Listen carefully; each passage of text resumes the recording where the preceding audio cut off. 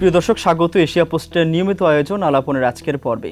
আজ আমাদের সাথে আছেন সাংবাদিক, কলামিস্ট এবং রাজনৈতিক বিশ্লেষক মাসুদ কামাল। কথা বলতে চাই আজ আমরা সাংবাদিকতার নিরপেক্ষতা, বর্তমান গণমাধ্যম, রাজনীতির বর্তমান এবং আগামী সম্ভাবনা নিয়ে। স্বাগত আপনাকে এশিয়া পোস্টের আজকের আয়োজনে। কেমন আছেন? ধন্যবাদ, আমি ভালো আছি। প্রায় 4 দশক যাবৎ আপনি সাংবাদিকতা করছেন। 1988 সাল থেকে সাংবাদিকতা শুরু করেছেন। সেই সময়ের সাংবাদিকতা যখন আপনি শুরু করেছেন এবং আজকের বর্তমান সাংবাদিকতা, কেমন পার্থক্য দেখছেন? দেখেন, পার্থক্য আসলে হয়েছে কি, এটা সময়ের কারণে আমি মনে করি। আমার যেটা অভিজ্ঞতা, যে আমরা প্রত্যেকটা দিন আগের দিনের তুলনায় একটু একটু খারাপ। একমাত্র একটা জায়গায় একটু ভালো, সেটা হলো টেকনোলজির দিক দিয়ে। টেকনোলজিটা প্রতিদিন আগের দিনের চেয়ে ভালো। আর আমাদের রাজনীতি বলেন, আমাদের সামাজিক চিন্তা বলেন, আমাদের ব্যক্তিগত সম্পর্কের উত্থান পতন বলেন, সব দিক দিয়ে আমার অভিজ্ঞতা হলো, এবং সাংবাদিকতা বলেন, প্রফেশনালিজম বলেন, সব ক্ষেত্রে, রাজনীতির ক্ষেত্রে, আমলাতন্ত্রের ক্ষেত্রে, সাংবাদিকতার ক্ষেত্রে, সব ক্ষেত্রে প্রফেশনালিজম বলেন, এবং শিক্ষকতার ক্ষেত্রে আমার কাছে মনে হয় প্রতিদিন আগের দিনের চেয়ে একটু খারাপ। এখন যদি 88 সাল থেকে শুরু করি আমরা, তাহলে ওখানে 12 বছর, এখানে 26 বছর, 38 বছর হয়ে গেল। এই 38 বছরে যদি একদিন একদিনকে খারাপ হতে থাকে, তাহলে আমরা খারাপের কোন পর্যায়ে আসছি এখন এটা ভাবেন। আমি এটা নিয়ে হতাশ, যে আমার কাছে মনে হয়েছে যে আমরা এত খারাপ কীভাবে সহ্য করছি, কীভাবে ধারণ করছি। আচ্ছা, আমি এবার আপনার কথায় আসি। 1988 সালে আপনি সাংবাদিকতা শুরু করেছেন। সেই সময়ের মাসুদ কামাল এবং 2026 সালের মাসুদ কামাল, নিজের পার্থক্য দেখান কেমন? তখন জুনিয়র ছিলাম, ছোট ছিলাম, সব কিছু বুঝে একটা পজিটিভ খুঁজতাম, আশাবাদী ছিলাম, ভাবতাম একটা বড় কিছু হবে। এবং সাংবাদিকতা, দেখেন, আমি কিন্তু প্রথমে সিদ্ধান্ত, আমি যদিও সাংবাদিকতা পড়াশোনা করেছি ঢাকা ইউনিভার্সিটিতে, কিন্তু আমি কিন্তু পাশ করার পরের দিন থেকে সাংবাদিকতা শুরু করিনি। আমি সাংবাদিকতা প্রফেশনে আমার আসার ইচ্ছাও ছিল না। পড়তাম, ইচ্ছা ছিল, প্রথমে ঢুকেছিলাম যে আমি সাংবাদিকতায় করব। পরে সাংবাদিকতা বেতন টেতন খুবই কম তখন ছিল, আর কি, খুবই কম বেতন ছিল। ওটা দেখে আমি ভেবেছিলাম এটা দিয়ে তো আমার সংসার চলবে না। তো এর মধ্যে আমি বিএটিও করছি, যে কারণে আমার সংসারের চাহিদাও ছিল।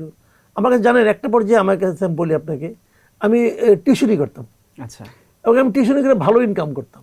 আমার একটা পর্যায়ে মনে হতো কি, সাংবাদিকতা করে যে টিউশনি করা ভালো। এবং যখন আমি প্রথম সাংবাদিকতাটা শুরু করি, তো বেতন এতটাই কম ছিল, এবং তারপর আবার শর্ত ছিল যে 4 মাস বেতন চাওয়া যাবে না। প্রথম 4 মাস? হ্যাঁ, পঞ্চম মাসে যে আমি প্রথম মাসে বেতন পাবো, এই ছিল শর্ত। এই টিউশনিটা কি সাংবাদিকতার পাশাপাশি করতেন? তখন আমাকে টিউশনি করতে হতো। আচ্ছা। তাহলে তো আমি চাকরি করতে পারতাম না। এবং তখন এই চাকরি এবং টিউশনের মধ্যে ব্যালেন্স করার জন্য আমি কিন্তু প্রথমে রিপোর্টিং জয়েন করিনি। আচ্ছা। আমি প্রথমে জয়েন করেছিলাম সাব এডিটর হিসেবে। এবং আমার শর্তই ছিল, বলতাম যে সাব এডিটিংটা আমাকে যেন এমন একটা টাইমে দেয় যাতে নাকি আমি ফাঁক দিয়ে টিউশনিটা করতে পারি। তো আমার তখনও টিউশনি করে সংসার চলতো কিন্তু। এবং 4 মাস তো আমি বেতন পাইনি। পঞ্চম মাসে যে আমি ওই প্রতিষ্ঠানে চেঞ্জ করে অন্য জায়গায় চলে গেছি। আচ্ছা। তার মানে আমার সাংবাদিকতা প্রথম 4 মাস ছিল বেতনহীন। তো তারপরে আমি অন্য জায়গায় চলে গেছি, অন্য জায়গায় চাকরি করতাম। তো তখন স্যালারি খুব কম ছিল, স্যালারি স্ট্রাকচার এখনও কম, তুলনামূলকভাবে এখনও কম, তুলনা করলে অন্য প্রফেশনের সঙ্গে তুলনা করলে খুবই কম। তারপরেও কিন্তু আমি সাংবাদিকতা করতে যেয়ে এক ধরনের থ্রিল পেয়েছি, এক ধরনের মানে ভালো লেগেছে। প্রতিদিন নতুন নতুন সংবাদের সঙ্গে যুক্ত হতাম। আমি তো প্রথম দিকে ডেস্কেই ছিলাম, যে বিদেশি নিউজ টিউজ দেখতাম, এক উত্তেজনা অনুভব করতাম, ভালো লাগতো, এনজয় করতাম। তখন সাংবাদিকতা ইউনিয়ন ছিল, তখন একটা ইউনিয়ন ছিল। এখন যেমন ইউনিয়ন 2টা, এরকম তা না, একটা ইউনিয়ন ছিল। এবং একটা ইউনিয়নে বিভিন্ন মতধারার লোকজন ছিল, পরস্পরের সমালোচনা করতো, কিন্তু একসঙ্গে বসতো, একসঙ্গে ইলেকশন করতো। ঠিক আছে, ডিউজি একটা ছিল, বিএফএজি একটা ছিল, ওখানে বিভিন্ন মতধারার লোক আসতো, ইলেকশন করতো। 91-এর পরে এসে নিয়ে সেটাও ভেঙে গেল। তাহলে দেখেন কত বড় একটা বিভেদ।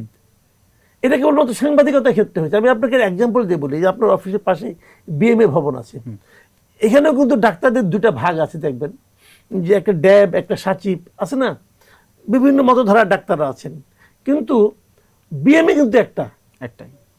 আপনার আরেকটু ওদিকে যান, সুপ্রিম কোর্ট বার আছে, ওখানে এই ধারা, এই গ্রুপ, ওই গ্রুপ, সব গ্রুপ আছে, কিন্তু বার কিন্তু একটাই, অ্যাসোসিয়েশন কিন্তু একটা।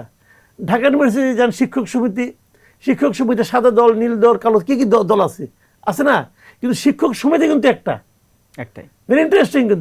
কিন্তু আমরা হলাম একমাত্র প্রতিভাবান, যে আমরা বিএফইউজিকে ভেঙে ফেলছি, ডিইউজিকে ভাঙছি, ঢাকা সাংবাদিক ইউনিয়ন বললে আপনি বুঝবেন না কোনটা। তো একটা ইউনিয়ন হইতো, এটা হয় নাই কেন জানেন? কতিপয় ধান্দাবাজ নেতার কারণে হয় নাই।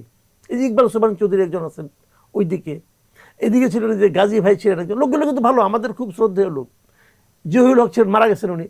এই নেতারা, এই নেতারা রাজনৈতিক নেতৃত্বের কাছে নিজেদের গুরুত্ব বাড়ানোর জন্য এই জিনিসটাকে ভাঙছে। আমরা সাংবাদিকতায় রাজনীতি নিয়ে আসব। আপনার 38 বছর যাবৎ সাংবাদিকতার জীবন, আপনার 88 সাল থেকে 2026 সাল, এর মধ্যে আপনি অনেক রিপোর্ট করেছেন। নিঃসন্দেহে সবচেয়ে ভালো রিপোর্ট আপনার কাছে মনে হয়েছে কোনটা, যেটা এখন পর্যন্ত মনে হয়েছে আমার সাংবাদিকতা জীবনে সবচেয়ে স্পেশাল রিপোর্ট আমার এটা বেশি হয়েছে? আমার বড় সময় একটা ছিলাম আমি, মানে পত্রিকার জগতে, দৈনিক জনকণ্ঠে। আচ্ছা, জনকণ্ঠের শুরুর আগের থেকে আমি ছিলাম ওখানে, মানে শুরুরও 3-4 মাস আগের থেকে আমি জনকণ্ঠে জয়েন করি এবং ওই একটা পত্রিকা গড়ে ওঠা দেখেছি। এখানে মূলত আমি আপনার হেলথ বিট নিয়ে প্রথম দিকে কাজ করতাম। হেলথ বিটে আমার অনেক রিপোর্ট আছে যেগুলো খুব আলোচিত ছিল। তবে আমি যদি বলতে পারেন আমাকে যে মানুষের জন্য কোন রিপোর্টটা ভালো, আমার কয়েকটা রিপোর্টের কথা আমি বলি। যেমন একটা রিপোর্ট আমি বলি আপনাকে, ওই সময়ে আপনার এই ফেনীতে জয়নাল হাজারীর খুব দাপট ছিল। জয়নাল হাজারী ওখানে বলতে গেলে একটা স্বাধীন রাজ্যই প্রতিষ্ঠা করছিল। হাজারীর ব্যাপারটা জানার জন্য, আর কি, বিরুদ্ধে ঠিক আমি বলবো না, হাজারীর ব্যাপারটা জানার জন্য আমি নিজে ফেনীতে মানে ফিজিক্যালি গিয়েছি, যে ওখানে কয়েকদিন ছিলাম। বিভিন্নভাবে থেকে আমি ওখান থেকে কিন্তু ওখান থেকে ফিরে এসে আমি একটা সন্ত্রাসের জনপদ নামে একটা রিপোর্ট করেছিলাম। ওইটা ওই সময় খুব জনপ্রিয় হয়েছিল, মানে খুব মানুষের কাছে গিয়েছিল যে হাজারের বিরুদ্ধে যে রিপোর্ট করা যায়, এটাই মানুষ তখন ভাবতে ভুলে গেছিল। হাজারি এত পাওয়ারফুল ছিল, তখন আওয়ামী লীগ ক্ষমতা ছিল। শেখ হাসিনা নিজে বলতেন যে আমার আরও কয়েকজন হাজারি দরকার, উনি কিন্তু বলতেন, মানে এতটা তাকে প্রশ্রয় দেওয়া হতো। সেই হাজারির ব্যাপারে যে রিপোর্ট করা যায় সিরিয়ালি, এটা আমি করেছিলাম তখন, এবং এই জন্য আমার অনেক ঝামেলায় পড়তে হয়েছিল, মামলা মোকদ্দমা এগুলো ছিল। তো তারপর আমি মনে করি ওটা ওই সময় মানুষের জন্য ভালো ছিল। আরও একটা আমি এরকম সরেজমিনে রিপোর্ট করেছিলাম, খুলনায় গিয়েছিলাম। খুলনায় আপনার যখন নাকি ওই আন্ডারগ্রাউন্ড পলিটিক্সের খুবই একটা দাপট ছিল, মানুষজনকে ওরা খুন খাবে, ওই সময় আমি ওখানে খুলনাতেও যে ওইটার উপর একটা সিরিজ রিপোর্ট করেছিলাম, খুলনার যে আন্ডারগ্রাউন্ড রাজনীতি নিয়ে।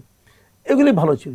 এমন কোনো রিপোর্ট আছে কিনা যে আপনি রিপোর্ট করার কথা বা রিপোর্ট রেডি করেছেন কিন্তু শেষ পর্যন্ত রিপোর্ট করা হয়ে ওঠেনি, গুরুত্বপূর্ণ ছিল, এরকম কোনো রিপোর্ট আছে আপনার?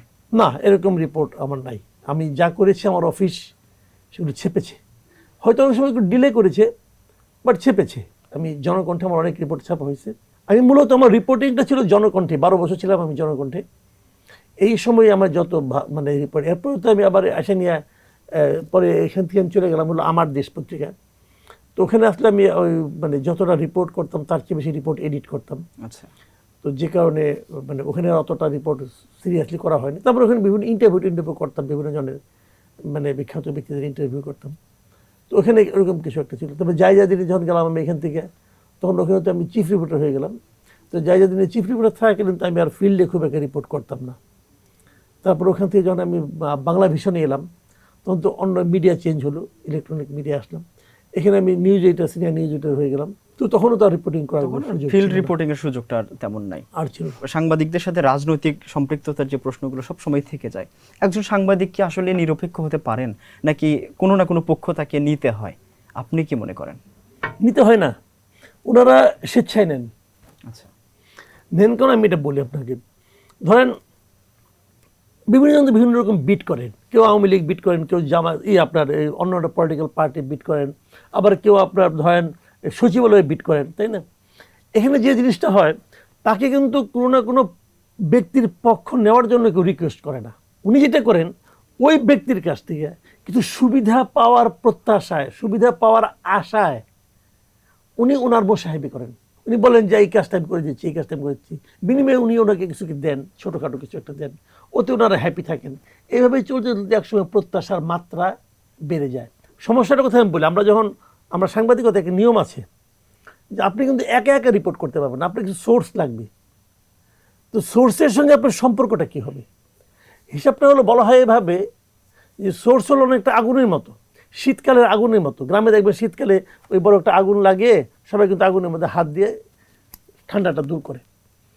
তো আপনি ওই আগুনের কতটুকু কাছে যাবেন, যদি বেশি কাছে যান তাহলে আপনি পুড়ে যাবেন, যদি বেশি দূরে যান তাহলে আপনি তাপ পাবেন না। হিসাবটা তো ওইটা হলো সোর্স। আমরা মনে করি যে সাংবাদিকতা রিপোর্টিংয়ে সোর্স হলো ওই আগুনের মতো। আপনি যদি সোর্স থেকে ডিটাচ হয়ে যান, একদম দূরে চলে যান, তাহলে আপনি নিউজ পাবেন না। আবার সোর্সের বেশি কাছে চলে যান, তাহলে আপনি সোর্সের সঙ্গে একাকার হয়ে যাবেন, তখন আপনার নিরপেক্ষতাটা থাকবে না। হিসাবটা ওই জায়গায়। পলিটিক্যাল পার্টির ক্ষেত্রে হয় কি, ধরেন যারা বিএনপি বিট করে, তারা গত 17 বছর কিন্তু দাঁতের দাঁত চেপে ওয়েট করছে, আমি বিএনপি বিট করি, আমার সঙ্গে মির্জা ফখরুলের সম্পর্ক, আমার সঙ্গে মির্জা আব্বাসের সম্পর্ক, আমার সঙ্গে রিজভী ভাইয়ের সম্পর্ক। তো ওনারা তো চাইলেই আমাকে কিছু দিতে পারছেন না, প্লট দিতে পারবেন না, কোনোটা কাজ দিতে পারবেন না, টাকা দিতে পারবেন না, বিদেশ ভ্রমণের সুযোগ দিতে পারবেন না। এই জন্য তারা ওয়েট করছে। যেই মাত্র এখন বিএনপি ক্ষমতায় আসছে, তারা নানাভাবে তার বিভিন্ন রকম পদ পাওয়ার চেষ্টা করছে। কেউ ডিপিএস হয়েছে, কেউ পিএস হয়েছে, হয়েছে তো। তারপরে আপনার কেউ বিদেশে হয়তো প্রেস মিনিস্ট্রিতে চাকরি নিয়ে গেছে। যত লোক গেছে, এখানে কিন্তু একটা ইঁদুর দৌড় আছে, এখানে একটা কম্পিটিশন আছে। সবাই বলতেছে আমার কি 15 বছর কোনো কন্ট্রিবিউশন ছিল না, এই 15 বছরকে আমি আপনাদের জন্য খাটি নাই, আমাকে আপনি দিবেন না কেন? মানে ভাবখানা এরকম, এই 15 বছর সে ওই ব্যক্তির অথবা ওই দলের পক্ষে নিউজ করেছে, কিন্তু যখন নাকি তাকে বেতন দিয়েছে কি 15 বছর বেতন দিয়েছে অফিস দিয়েছে। তো অফিস থেকে বেতন দিয়েছে কি মির্জা আব্বাস অথবা মির্জা ফখরুলের দালালি করার জন্য? তাদের দেয় নাই। তাকে তারা বেতন দিয়েছে তুমি বিএনপি নিউজটা কভার করবা, কিন্তু ওরা নিজেরা দালাল হওয়ার জন্য প্রাণপণে চেষ্টা করছে এবং সেটা তারা এখন প্রকাশ করছে। অনেকগুলো বিষয় নিয়ে তো আসলে জুলাই গণ অভ্যুত্থান হয়েছে, আপনি নিজেও জুলাই গণ অভ্যুত্থানের কথা বলেছেন। যেহেতু গণমাধ্যম নিয়ে কথা চলছে, গণমাধ্যম নিয়ে একটু জানি যে আওয়ামী লীগের সময় আসলে গণমাধ্যমকে কিভাবে মূল্যায়ন করবেন আপনি ওই সময়টাতে? শুনেন, আমাদের গণমাধ্যম যে যাই বলুক, এগুলো মালিকের, গণমাধ্যমগুলো মালিক যেভাবে চায় সেভাবে পরিচালিত হয়। নিশ্চয়ই মালিকের বাইরে কেউ যাবে। যত স্বাধীন গণমাধ্যম কর্মী বলেন, বিরাট সাংবাদিক বলেন, সে মালিকের কাছ থেকে বেতনভোগী ব্যক্তি একজন। মালিক যদি তার পছন্দের বাইরে তাকে কথা বলতে দেখে, তাকে বের করে দিবে, কোনো সন্তানকে তাকে সে রাখবে না। তো যে কারণে মালিক যা চায় তাই হয়। তারপরে তো সরকারের একটা প্রভাব নিশ্চয়ই থাকে। প্রভাব মালিকের উপর থাকে। আমি আপনাকে এক্সাম্পল দিয়ে বলি, তাহলে বুঝবেন আপনি ভালোভাবে। বাংলাদেশে যেগুলি গণমাধ্যম আছে, প্রত্যেকটা গণমাধ্যমের মালিক কোনো না কোনো শিল্প প্রতিষ্ঠানের সঙ্গে জড়িত। তার ব্যবসা প্রতিষ্ঠান আছে, শিল্প প্রতিষ্ঠান আছে। তো বাংলাদেশের যে কালচার, পলিটিক্যাল কালচার বললেন, যে কালচার আছে বাংলাদেশে, এখানে সরকারের সঙ্গে ফাইট করে কোনো ব্যবসা করা সম্ভব না, কোনো শিল্প প্রতিষ্ঠান চালানো সম্ভব না। কাজেই এই মালিকের দুইটা চেহারা, একটা হলো সে মিডিয়ার মালিক, আর একটা হলো সে একটা শিল্প প্রতিষ্ঠান অথবা ব্যবসা প্রতিষ্ঠানের মালিক। তো তার ব্যবসা এবং শিল্পকে চালু রাখার জন্য তাকে সরকারের সঙ্গে আপোষ করতেই হবে, এর মধ্যে কোনো মাপ নাই। নিশ্চয় সরকারের চাহিদা তারা পূরণ করছেন। তো সেক্ষেত্রে সরকারের জন্য খুব ক্ষতি করে এমন জিনিস তার মালিকানাধীন মিডিয়াতে প্রচার অথবা প্রকাশ করা কঠিন। একদম অসম্ভব তা আমি বলছি না, কিন্তু কঠিন। তারপরেও আওয়ামী লীগের সময় গণমাধ্যমের আসলে আচরণটা কেমন দেখেছেন, কি ছিল আসলে? এখনকার মতোই। আচ্ছা, এখন যেমন সব গণমাধ্যম সরকারকে তোষণ করতেছে, আওয়ামী লীগের সময় তারা সরকারকে তোষণ করতো। এখানে কিন্তু আওয়ামী লীগ আর বিএনপি কোনো ব্যাপার না, কিন্তু তারা সরকারকে তোষণ করে, সরকারকে তোষণ করে। এটা কিন্তু একটা বেসিক। প্রত্যেকটা মিডিয়া সরকারকে তোষণ করতো, এমন কিছু তারা করতো না যাতে নাকি সরকার বিরক্ত হয় খুব বেশি। কেউ কেউ একটু কম তোষণ করতো, কেউ কেউ একটু বেশি তোষণ করতো। মাঝে মাঝে এই সরকারকে তোষণ করার প্রতিযোগিতা তারা লিপ্ত হতো। বিশেষ করে প্রধানমন্ত্রীর যখন সংবাদ সম্মেলন হতো, তখন কম্পিটিশন রীতিমতো হতো, কে বেশি বলতে পারে। এবং সেটাকে কনফার্ম করার জন্য তাদের যে শীর্ষ ব্যক্তিদেরকে ওখানে পাঠাই দিত, যান আপনি যে একটু তেল দিয়ে আসেন। এটা লাভ হতো কার? লাভ কিন্তু মালিকের হইতো। আমি আপনাকে এক্সাম্পল দিয়ে বলি, একদম টু দ্য পয়েন্টে এক্সাম্পল দিয়ে বলি। সবচেয়ে বেশি ক্ষতিগ্রস্ত, সবচেয়ে বেশি আপনার আওয়ামী লীগের দোসর হিসাবে যাদেরকে জেলে ঢুকানো হয়েছে, আমি যদি তাদের নামগুলি বলি, মুজাম্মেল বাবু, ফারজানা রূপা, শাকিল আহমেদ, শ্যামল দত্ত, আমি 4 জনের নাম। এই 4 জন তো গেছে জেলে। এর মধ্যে প্রথম 3 জন একটা মিডিয়ার লোক। কোন মিডিয়ার লোক? 71 টিভি। 71 টিভি। তো যদি 71 টিভিটা না থাকতো, 71 টিভিতে একটা প্ল্যাটফর্ম তাদের জন্য, তাহলে তো ওই প্ল্যাটফর্মটাকে ইউজ করে সরকারের দালালি করছে, দালালি করে নিজেরা কিছু টাকা পয়সা পাইছে না? পাইছে। তো এই 3 জনে মিলা, 3 জনে একসঙ্গে মিলা যত ইনকাম করছে দালালি করে যত টাকা ইনকাম করছে, যত সুবিধা নিচ্ছে, তার মালিক যে মেঘনা গ্রুপ একাই কি তার 100 গুণের বেশি সুবিধা নেয় নাই? নিশ্চয় নিয়েছে। মেঘনা গ্রুপ বলবে যে আমি সুবিধা কম নিব, তোমরা বেশি নাও? তাদের বলবে না। মেঘনা গ্রুপ তার 100 গুণ সুবিধা নিচ্ছে। 3 জন জেলে আছে, মেঘনা গ্রুপের মালিকের কিছু হয়েছে? তার তো হয়ই নাই, বরং তার ৭১ এখনো আছে। এখন ৭১ এই গভর্নমেন্টে দালালি করতেছে।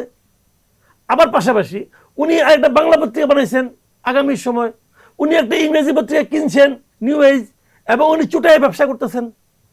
ওনার কোনো সমস্যা নাই, কিন্তু ওনার যারা সিপাহী সামন্ত ছিল, ওনার যারা লাঠিয়াল ছিল, তারা জেলে গেছে।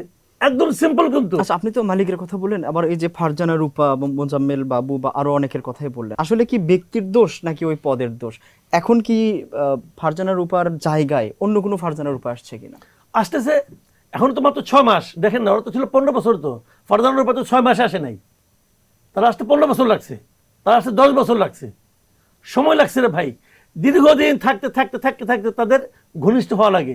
এখন যারা যায়, প্রাইম মিনিস্টারের কাছে যায়, অন্য কোনো মন্ত্রীর কাছে যায়, যে কি বলে 15 বছর আপনাদের সার্ভিস দিছি না। তো এই যে কথাটা বলে যে 15 বছর আপনাদের সার্ভিস দিছি, এই বাক্যটাই তো অপরাধ, এই বাক্যটাই তো অপরাধ। আবার দেখবেন মির্জা ফখরুল কয়েকদিন আগে বললো, আমরা দলদাস এই চাই না, সাংবাদিক চাই না, আমরা চাই স্বাধীন। ওনারা যে বলেন, বাট ওনারাই তো যারা নাকি দল করছে, তাদের দলের সাংবাদিকতা করছে, তাদেরকে তো ওনারা পুরস্কৃত করতেছেন। যখন আপনি পুরস্কৃত করেন, তখন যেন আপনি মুখে বলেন চাই না, তো দুইটা তো হিপোক্রেসি হয়ে যাচ্ছে। আপনি যেটা বলেন সেটা তো আপনি করেন না। আপনারা যতগুলি অ্যাপয়েন্টমেন্ট দিচ্ছেন এই পথে, যতগুলি অ্যাপয়েন্টমেন্ট দিচ্ছেন, এই অ্যাপয়েন্টমেন্টে বিএনপি লাইনে সাংবাদিককে জিজ্ঞাসা করে, তারা সবাই বলবে ওর চেয়ে আমি বেশি সার্ভিস দিচ্ছি, কিন্তু আমারটা হলো না, ওরটা হয়ে গেল। সার্ভিস দেওয়ার যে প্রতিযোগিতা, এটা তো আছে। আপনি এটা তাদের কাছে যায় বলে, এবং লোক ধরে ধরে হচ্ছে এগুলি। শুনেন, যখন আমি বিপদে পড়ি, তখন আমি বলি গণমাধ্যমের স্বাধীনতা নাই। যখন আমি বিপদে না পড়ি, তখন আমি কি স্বাধীনতাটা দেখাইছি রে ভাই? দেখেন তো আপনি আমার এটা দেখেন না। যারা বলে স্বাধীনতা নাই, বড় বড় কথা বলে, তারা কি স্বাধীনতাটা দেখাতে যে ঝামেলা পড়ছে, বলুক না, শুনি একটুখানি। কেউ তো বলে না। এটা হলো একটা হাওয়ার উপরে কথা। এটা বলার মাধ্যমে সরকার একটু চাপে রাখতে চায়। হ্যাঁ, গণমাধ্যম স্বাধীন না, আমি বলি আপনাকে গণমাধ্যম স্বাধীন না কেন সেটাও বলি। এটা একটা টেকনিক্যাল ব্যাপার। সরকার দুইভাবে চাপ দেয়, এক হলো প্রত্যক্ষ চাপ, এক হলো পরোক্ষ চাপ। পরোক্ষ চাপটা কি জানেন? আপনাকে বিজ্ঞাপন দিব না, আমি একটা ঘটনা বলি।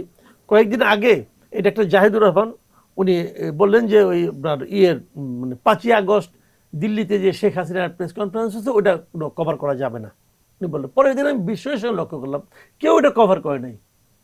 অথচ আইনটা কি ছিল? আইসিটি কি বলছিল? আইসিটির অর্ডারটা ছিল শেখ হাসিনার বিদ্বেষমূলক কথাবার্তা প্রচার করা যাবে না। এখন শেখ হাসিনা একটা প্রেস কনফারেন্স করছে, এটা তো একটা ইভেন্ট। সাংবাদিকতা এটা তো একটা ইভেন্ট। উনি এখানে কি বলেছেন সে কথাগুলি না শুনলে আপনি কি করে বুঝবেন যে এটা বিদ্বেষমূলক নাকি বিদ্বেষমূলক না? এটা আপনি বুঝবেন না, আগে শুনতে হবে। ডাক্তার জাহেদ শুনে নাই, তারেক রহমান শুনে নাই, সবাই শুনছে শেখ হাসিনা কি বলতেছে। তো ওনারা শুনতে পারছেন, আপনি জনগণকে শুনতে দিবেন না কেন? কি কারণে দিবেন না? আর হেড স্পিচ আমি শোনাবো না, কিন্তু এই যে ঘটনাটা ঘটছে, পরের দিন আপনি সবগুলি পত্রিকা পড়েন, কোনো একটা পত্রিকায় লেখা নাই, উঠে নাই যে ওই দিন 5 তারিখে দিল্লিতে একটা অনুষ্ঠান হয়েছে, যে অনুষ্ঠানে শেখ হাসিনা অনলাইনে অডিওতে কথা বলছে। কোনো একটা পত্রিকায় নাই। কেন নাই বলেন? কেন নাই? নাই এই কারণে তারা নিজের থেকেই, ওই যে একজন উপদেষ্টার ধমকে মোটামুটি সবার প্যান খারাপ হয়ে গেছে। তারা ভয়টা কথা জানেন? ভয়টা হলো এই জায়গাটাতে, যদি তারা এটা দেয় নিউজটা, তাহলে তাদের বিজ্ঞাপন বন্ধ করে দিবে সরকার। প্রত্যেকটা পত্রিকা সরকারি বিজ্ঞাপন নেয়, এটা একটা লোভনীয় জিনিস। 900 টাকা পার কলাম ইঞ্চি। তো এই বিজ্ঞাপনটা তারা কেউ হারাতে চায় না, ক্রোড়পত্র হারাতে চায় না। একটা ক্রোড়পত্র 5 লাখ 6 লাখ টাকা পায়, তো এটা তারা হারাতে চায় না। এই ক্রোড়পত্র পাওয়া, বিজ্ঞাপন পাওয়া, সরকারি বিজ্ঞাপন পাওয়া, এটার মাধ্যমে সরকার প্রত্যেকটা পত্রিকার উপর এক ধরনের পরোক্ষ চাপ দেয়। এবং ইন্টারেস্টিং হলো, এই যে সরকারি বিজ্ঞাপন, এই বিজ্ঞাপনের টোটাল ওয়েস্ট, এই যে বিপুল অঙ্কের টাকা এই পত্রিকাগুলিকে দেয়, এটা হলো জনগণের টাকা অপচয় করে। তারা জনগণের টাকা সরকার ব্যবহার করে পত্রিকাগুলিকে কন্ট্রোলে রাখার জন্য। এই সরকারি বিজ্ঞাপনের কোনো প্রয়োজন নাই। এখন অনলাইনের যুগ ভাই। এখন মনে করেন একটা দৈনিক মানচিত্র একটা পত্রিকা আছে, খুঁজে বের করতে পারবেন না। দৈনিক গণকণ্ঠ একটা পত্রিকা আছে, জীবনে কোনদিন এক কপি কিনতে পারছেন? আমি যদি কালকে আপনি যদি বলেন যে আমার ফকিরে বলছে এই রোগের জন্য একটা তাবিজ বানাইতে হবে, সেই তাবিজে দৈনিক গণকণ্ঠের ফ্রন্ট পেজকে পেঁচে পুচে তাবিজের মধ্যে ঢুকাইয়া চুবাইয়া খাইতে হবে, আপনার রোগে মারা যাবেন, ওই তাবিজ বানাইতে পারবেন না। ওটা তো পাওয়াই যায় না পত্রিকা, ওটা এখানে ডিএপিতে পাওয়া যায়। ওরা বিজ্ঞাপন নিচ্ছে না, যে খবর নিয়ে দেখেন তো দৈনিক আনাকণ্ড প্রতিদিন মানে প্রতি মাসে কত টাকা বিজ্ঞাপন পায়। এগুলি কেন হয় জানেন? এগুলো হয় দুটা কারণ। একটা হলো পত্রিকাগুলি গভর্নমেন্ট কন্ট্রোল করে, আর 2 নম্বর হলো কিছু মোসাহেব তৈরি করে। এই দায়িত্বগুলো আপনারাও নিতে পারেন যারা দীর্ঘদিন যাবৎ কাজ করে আসছেন পরিবর্তনের জন্য। এই যে আপনার সাথে কথা বলতেছি, এটা এসে উদ্যোগের মধ্যে পড়ে না? কথা বলছেন, একটা আমি আর কি গণমাধ্যমের করতে দায়িত্ব পারি? নিতে পারেন তো। আমার আর কি আছে? আমি কি এখন দাও কুড়াল নিয়ে মাঠে নামবো নাকি? অথবা এই যে আপনার রাজশাহী বিশ্ববিদ্যালয়ের জিএস এর মতো এরা বেলচা নিয়ে মাঠে নামবো? পলিসি মেকিং এর একটা জায়গা তো নিজে বসতে আমি তো পারেন। পলিসি মেকিং নাই। সেটাই বলছি। তো আমি সবাইকে বসতে হবে এমন না, আচ্ছা, আমাকে বসতে হবে কেন? আমি তো পলিসি মেকিং এর কি বুঝি? আমি কি ভাই কখনো এগুলো করছি? আমার তো ট্রেনিং নাই। আমি একটা কাজই পারি, সে হলো সাংবাদিকতা করতে পারি। আমি আমার কথাটা বলতেছি, আমি যে কথাটা বলতেছি, এখানে যে কথাগুলো আমি বললাম, এই কথাগুলো আপনার বাংলাদেশে আরেকজন লোক যেখানে কোথাও চাকরি বাকরি করে, অত বড় সাংবাদিক এনে বলেন না দেখি, সে বলতে পারবে না। কারণ তার একটা লক্ষ্য আছে, আমার তো কোনো লক্ষ্য নাই। আমার লক্ষ্য হলো দেশটা ভালো হোক, আমার তো কোনো পদে যাওয়ার লক্ষ্য নাই। ও তো একটা পদে যেতে চায়। সমস্যাটা ওই জায়গায়, যখন আপনার সামনে একটা পদে যাওয়ার ইচ্ছা থাকবে, যে আমি সরকারের এই পদে যাবার জন্য আমি এখান থেকে পরিশ্রম করতেছি, তখন আপনার ওইটাই লাইনে যাবেন, এর বাইরে যেতে হবে তখন না। সরকারকে খুশি খুশি করার করতে জন্য হবে আপনাকে। কথাগুলো বলা হয়। আমার সরকারকে খুশি করার কোনো দরকার নাই, কারণ আমি কোনো পদে যেতে চাই না। এই যে এখন যে কথাগুলো বলছেন বা আপনার কথা নামে যে প্ল্যাটফর্মটা আলোচিত, জি। এইটা শুরু করার ভাবনাটা কিভাবে আসছে আপনার? এটা এইভাবেই আসছে। আমি সর্বশেষ চাকরি করতাম একটা অনলাইনে, সেটার নাম হলো বাংলা ট্রিবিউন। আমি ওটা হেড অফ নিউজ ছিলাম। তো ওটাতে কাজ করা, ওটা মালিক ছিল আওয়ামী লীগের একজন এমপি ফ্যামিলি আর কি, কাজী নাবিল আহমেদ, কাজী আনিস আহমেদ, এরা মালিক ছিল। তো ওইখানে কাজ করতে করতে আমি দেখতাম যে আমি যখন কোথাও একটা তখন আমি টক শো করতাম, বিভিন্ন টিভিতে যাইতাম, সরকারের বিরুদ্ধে কিছু বললে পরে ওনারা খুব ভদ্রলোক, খুবই আমার দেখা মতো অত্যন্ত ভদ্রলোক ওনারা সবাই। তো ওনারা কিন্তু ওনাদের যে ওটা যিনি সম্পাদক ছিলেন জুলফিকার রাসেল, তার মাধ্যমে আমাকে বলতেন যে এই কথাগুলি আপনি ভালো ঠিকই বলছেন, কিন্তু আরেকটু নরম করে বলা যেত না, মানে খুব ভদ্র ভাষায় বলতেন, যেগুলো না বললেও হয়তো। কারণ আমাদের তো এমপি আছে, আমাদের ওনাকে কথা শুনতে হয়, প্রেশার পড়ে, এই একটা জিনিস। আরেকটা বিষয় হলো যে আমাকে বলে দেওয়া হলো যে আপনি যেহেতু হেড অফ নিউজ, আপনি দেখবেন, একটা কাগজের মধ্যে লিখে দিল এই ডিপার্টমেন্ট সম্পর্কে কোনো রিপোর্ট করা যাবে না। দেখাই দিল যে কয়েকটা মন্ত্রণালয়, তথ্য মন্ত্রণালয়, অমুক মন্ত্রণালয়, রেলওয়ে মন্ত্রণালয়, মানে যেখানে যেখানে ওনাদের ব্যবসা আছে, ওষুধের মন্ত্রণালয়, ওষুধ দিয়ে কোনো রিপোর্ট করা যাবে না, কারণ কাজী নাবিলের সঙ্গে বেক্সিমকোর সম্পর্ক ভালো, নানা রকম ইকুয়েশন, কিন্তু এগুলি তো এগুলো করা যাবে না। তার মানে একজন হেড অফ নিউজের কাজ হলো রিপোর্ট আনা না, রিপোর্ট থামানো। বুঝতে পারছেন? তো এটা কিন্তু নতুন না, সব প্রতিষ্ঠানের একই যে অবস্থা, বাংলাদেশের সমস্ত পত্রিকার একই অবস্থা। আপনার কথাটা সবচেয়ে বেশি আলোচনায় আমরা বিশেষ করে দেখেছি জুলাই গণ অভ্যুত্থানে।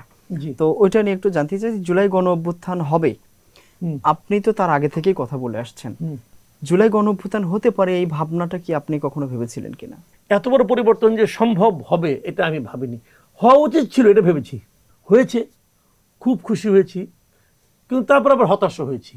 কিন্তু যখন জুলাই গণ অভ্যুত্থানটা হচ্ছিল আপনি তো তখনও কথা বলছিলেন। হ্যাঁ, বলছি। কিন্তু জুলাই গণ অভ্যুত্থান চলাকালীন শেখ হাসিনা যে পতন হতে পারে, এইটা কি মানে কোন মুহূর্তে ভাবছিলেন আপনি যে এখন মনে হয় সময় আসছে তার পতন হয়ে যাবে? যেদিন ওনারা জামাতে ইসলামকে নিষিদ্ধ করে দিল শেষের দিকে 1 তারিখে, হ্যাঁ, তখন আমার কাছে মনে হয়েছে এই সরকার আর টিকবে না। আচ্ছা, কারণটাকে বলি, জামাতে ইসলামকে নিষিদ্ধ করতে চাইলে ওনারা আরো অনেক আগে করতে পারতেন, ওটি করেন নাই কেন? ওনারা করেন নাই এই কারণে, ওনারা জামাতের কার্ডটা খেলার কথা ভাবছিলেন, যে আমরা যত নির্বাচন হবে আমরা জামাতের কার্ডটা খেলবো, এই জন্য ওদেরকে আমরা একদম মারবো না, কিন্তু মরার মতো করে রাখবো। কিন্তু যখন ওনারা জামাতকে নিষিদ্ধ করে দিলেন, তখন আমার কাছে মনে হলো এটা কোনো লজিক্যাল স্টেপ না, এবং মুহূর্তটা ওই রকম ছিল না। এবং এই নিষিদ্ধ করার মাধ্যমে ওনাদের কোনো লাভ হবে না।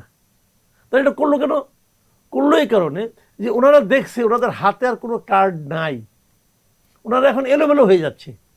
তখন আমার মনে হয়েছে যে এই গভর্নমেন্টের টিকে থাকার জন্য আর কোনো কিছু অবশিষ্ট নাই, যা ছিল সব শেষ, তারা সব কিছু প্রয়োগ করছে, প্রয়োগ করে তারা পারে নাই, এখন এটাও করতেছে। এটা জামাতকে ওই সময় নিষিদ্ধ করলেই কি আর না করলেই কি, কিছু যায় আসে না তো। ওই আন্দোলনে জামাত ছিল, এটা সবাই জানি, আমরা বিএনপি ছিল এটাও জানি, কিন্তু জামাত বিএনপি কেউ কিন্তু বলে নাই যে আমরা এই আন্দোলনে আসি, ওটা ছিল একটা স্ট্র্যাটেজি। তারা একটা পর্যায়ে সমর্থন দিয়েছে কিন্তু বলেনি যে আমাদের আন্দোলন, আমরা বলিনি, একবারও তারা বলে নাই কিন্তু। এবং তারা বলছে ওদের যুক্তিসঙ্গত আন্দোলনের সঙ্গে, বাট ওরা যে আমাদের লোক এখানে যুক্ত হয়েছে না হয়েছে কিচ্ছু বলে নাই কিন্তু। এই সময়ে যখন তারা জামাত শিবিরকে নিষিদ্ধ করে দিল, জামাত ইসলামকে, তখন আমি বুঝলাম যে এই সরকার আসলে এখন এলোমেলো হয়ে গেছে, সেই হারিয়ে ফেলেছিল, সেই হারিয়ে ফেলছে। এবং তখন আমি শিওর ছিলাম যে এটা টিকবে না, এখন এটা সময়ের ব্যাপার। এটা ছাড়াও কি আর কোনো বিশেষ ভুল ছিল ওই সময় আওয়ামী লীগের, যেই ভুলের কারণে আসলে মানে তাদের সরে যাওয়াটার বেশি? আমি বলি, এটা নিয়ে অনেক অনেক কথা বলছে, আমি আমার অপিনিয়নটা বলি। আওয়ামী লীগ যুক্তরাষ্ট্রের সঙ্গে একটা বিরোধে জড়াই পড়ছিল। আচ্ছা, আওয়ামী লীগ মানে আওয়ামী লীগ সরকার, হাসিনা সরকার। যুক্তরাষ্ট্রের চেষ্টা সবসময় করতেছিল তার বিরুদ্ধে নানাভাবে, এবং এই যুক্তরাষ্ট্রের চেষ্টা কিন্তু আরো আগের থেকে চলছিল। ওই চেষ্টায় আওয়ামী লীগ পড়ে গেছে তা কিন্তু না। আওয়ামী লীগ যে ভুলটা করছে সেটা হলো যে ছাত্রদেরকে দীর্ঘদিন ধরে এই ছাত্রদের আন্দোলনকে প্রথম দিকে ইগনোর করছে, যেটা পাত্তাই দেয় না, তাদের কোনো দরকার ছিল না, পাত্তা দিলেই হতো, শুরুর দিকে পাত্তা দিলেই হতো। হয়তো আওয়ামী লীগ ভাবছে যে এরকম আন্দোলন তো প্রায় হয়, এরকম ব্যাপারটা থাকবে না, হ্যাঁ, এই একটা জিনিস। কিন্তু আপনি যদি ওই সময় আমার ভিডিওগুলি দেখেন, আমি একদম জুলাইয়ের 10 তারিখের দিকেই বলতেছিলাম যে সরকার একটা বড় ভুল করতেছে, কারণ এই আন্দোলনটা বড় আকার ধারণ করবে।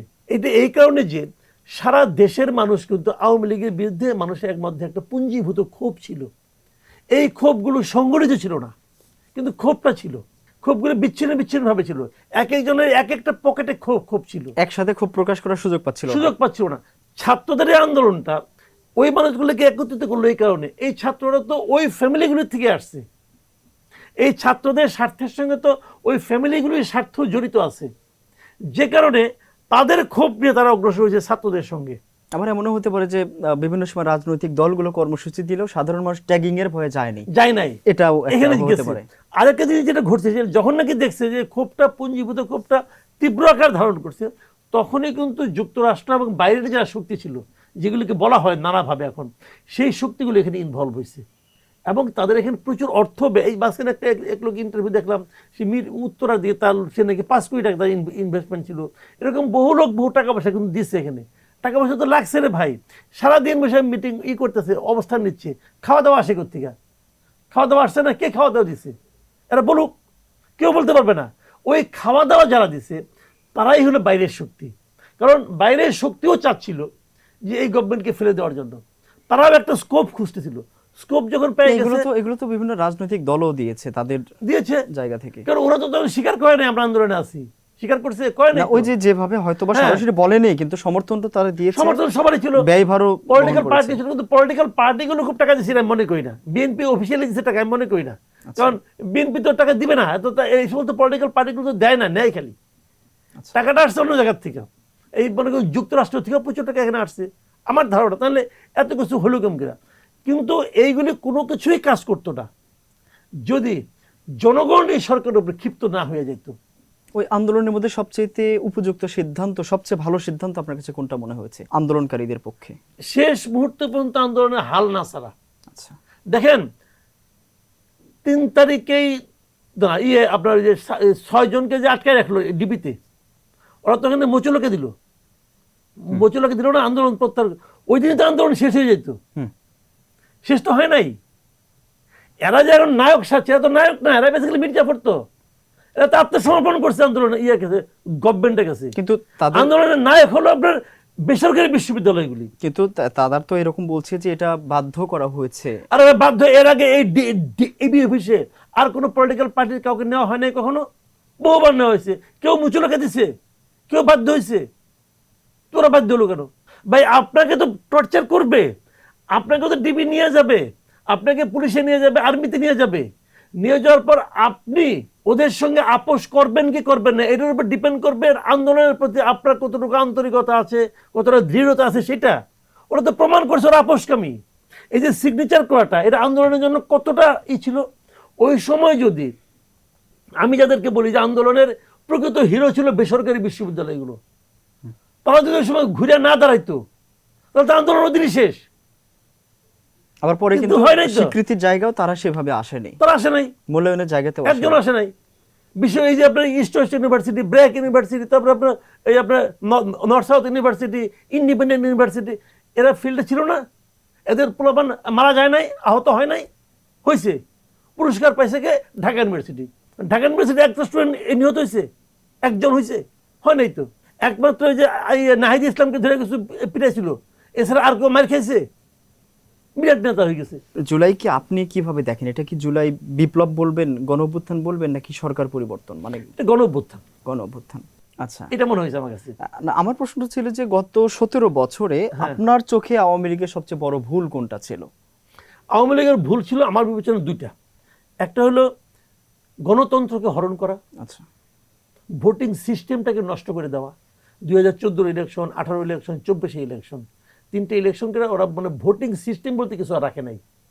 এই ভোটিং সিস্টেমটাকে তারা নষ্ট করে দিছে, এটা হলো বড় ভুল। আচ্ছা, আরেকটা ভুল তাদের ছিল অবাধে দুর্নীতি হতে দেওয়া।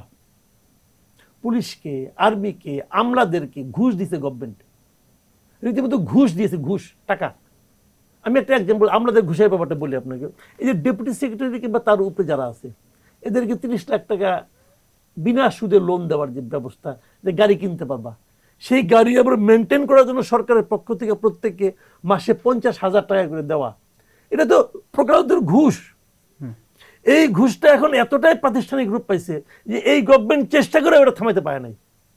এই গভর্নমেন্ট কিন্তু চেষ্টা করছিল, অর্ডার দিয়েছিল জুলাই মাসের 9 তারিখের দিকে যে এটা হবে না, এটা দেওয়া হবে না। 10 দিনের মাথায় এটা প্রত্যাহার করতে হয়েছে। এই আমলাদের ঘুষটা এত মানে তারা আমলাতন্ত্রকে মাথায় উঠেছিল, এই আওয়ামী লীগ সরকার। তারা পুলিশকে মাথায় উঠেছিল, আর্মিরা যা চাইতো তাই দিয়ে দিত। এই যে বিষয়গুলো হলো, এইগুলির মাধ্যমে তারা মনে করছিল কি যে আমাদেরকে ক্ষমতায় টিকিয়ে রাখবে আমলা, পুলিশ এবং আর্মি। তাদের রাজনৈতিক কোনো ভুল ছিল কিনা? রাজনীতি পরেই ভুল এই জায়গাটাতে। তারা তো রাজনীতিবিদদেরকে ইগনোর করছে। আমি আপনাকে একটা এক্সাম্পল দিয়ে বলি, তাহলে বুঝবেন আপনি। করোনার সময় যখন নাকি সারা দেশের সাধারণ মানুষকে ওরা মানে বিভিন্ন রকম টাকা পয়সা দেওয়া শুরু করলো, এই জিনিসটা মনিটরিং করার জন্য তারা প্রত্যেকটি জেলায় একজনকে সচিবকে দায়িত্ব দিল, আচ্ছা, ঢাকা থেকে। তখন আমি জিজ্ঞেস করছিলাম, তাহলে ওইখানকার যারা নাকি এমপি আছেন তারা কি জানে না কে দুস্থ? এটা কি সচিব জানবে? বাট এটা আপনি কেন দিচ্ছেন? দেওয়ার মাধ্যমে প্রমাণ করছেন, এই সরকার ওই সরকার প্রমাণ করছিল যে তারা রাজনীতিবিদের চেয়ে আমলাদের উপর বেশি নির্ভরশীল।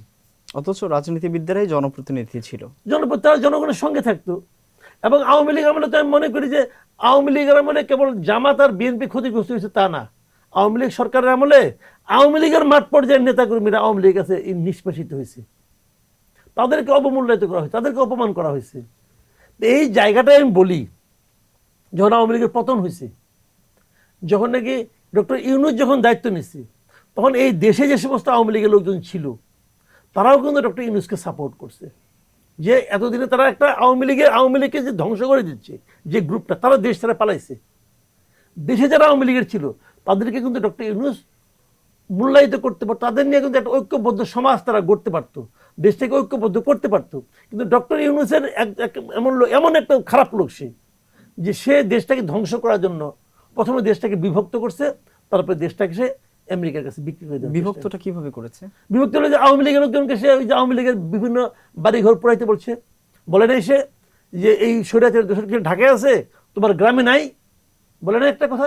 সে বলছে গ্রামে যাও, গ্রামে যাই সবাই যে আওয়ামী লীগের লোকজনকে মামলা দিছে, লুটতরাজ করছে, বাড়িঘরে আগুন দিছে, ধারাবাহিকভাবে ঘটছে।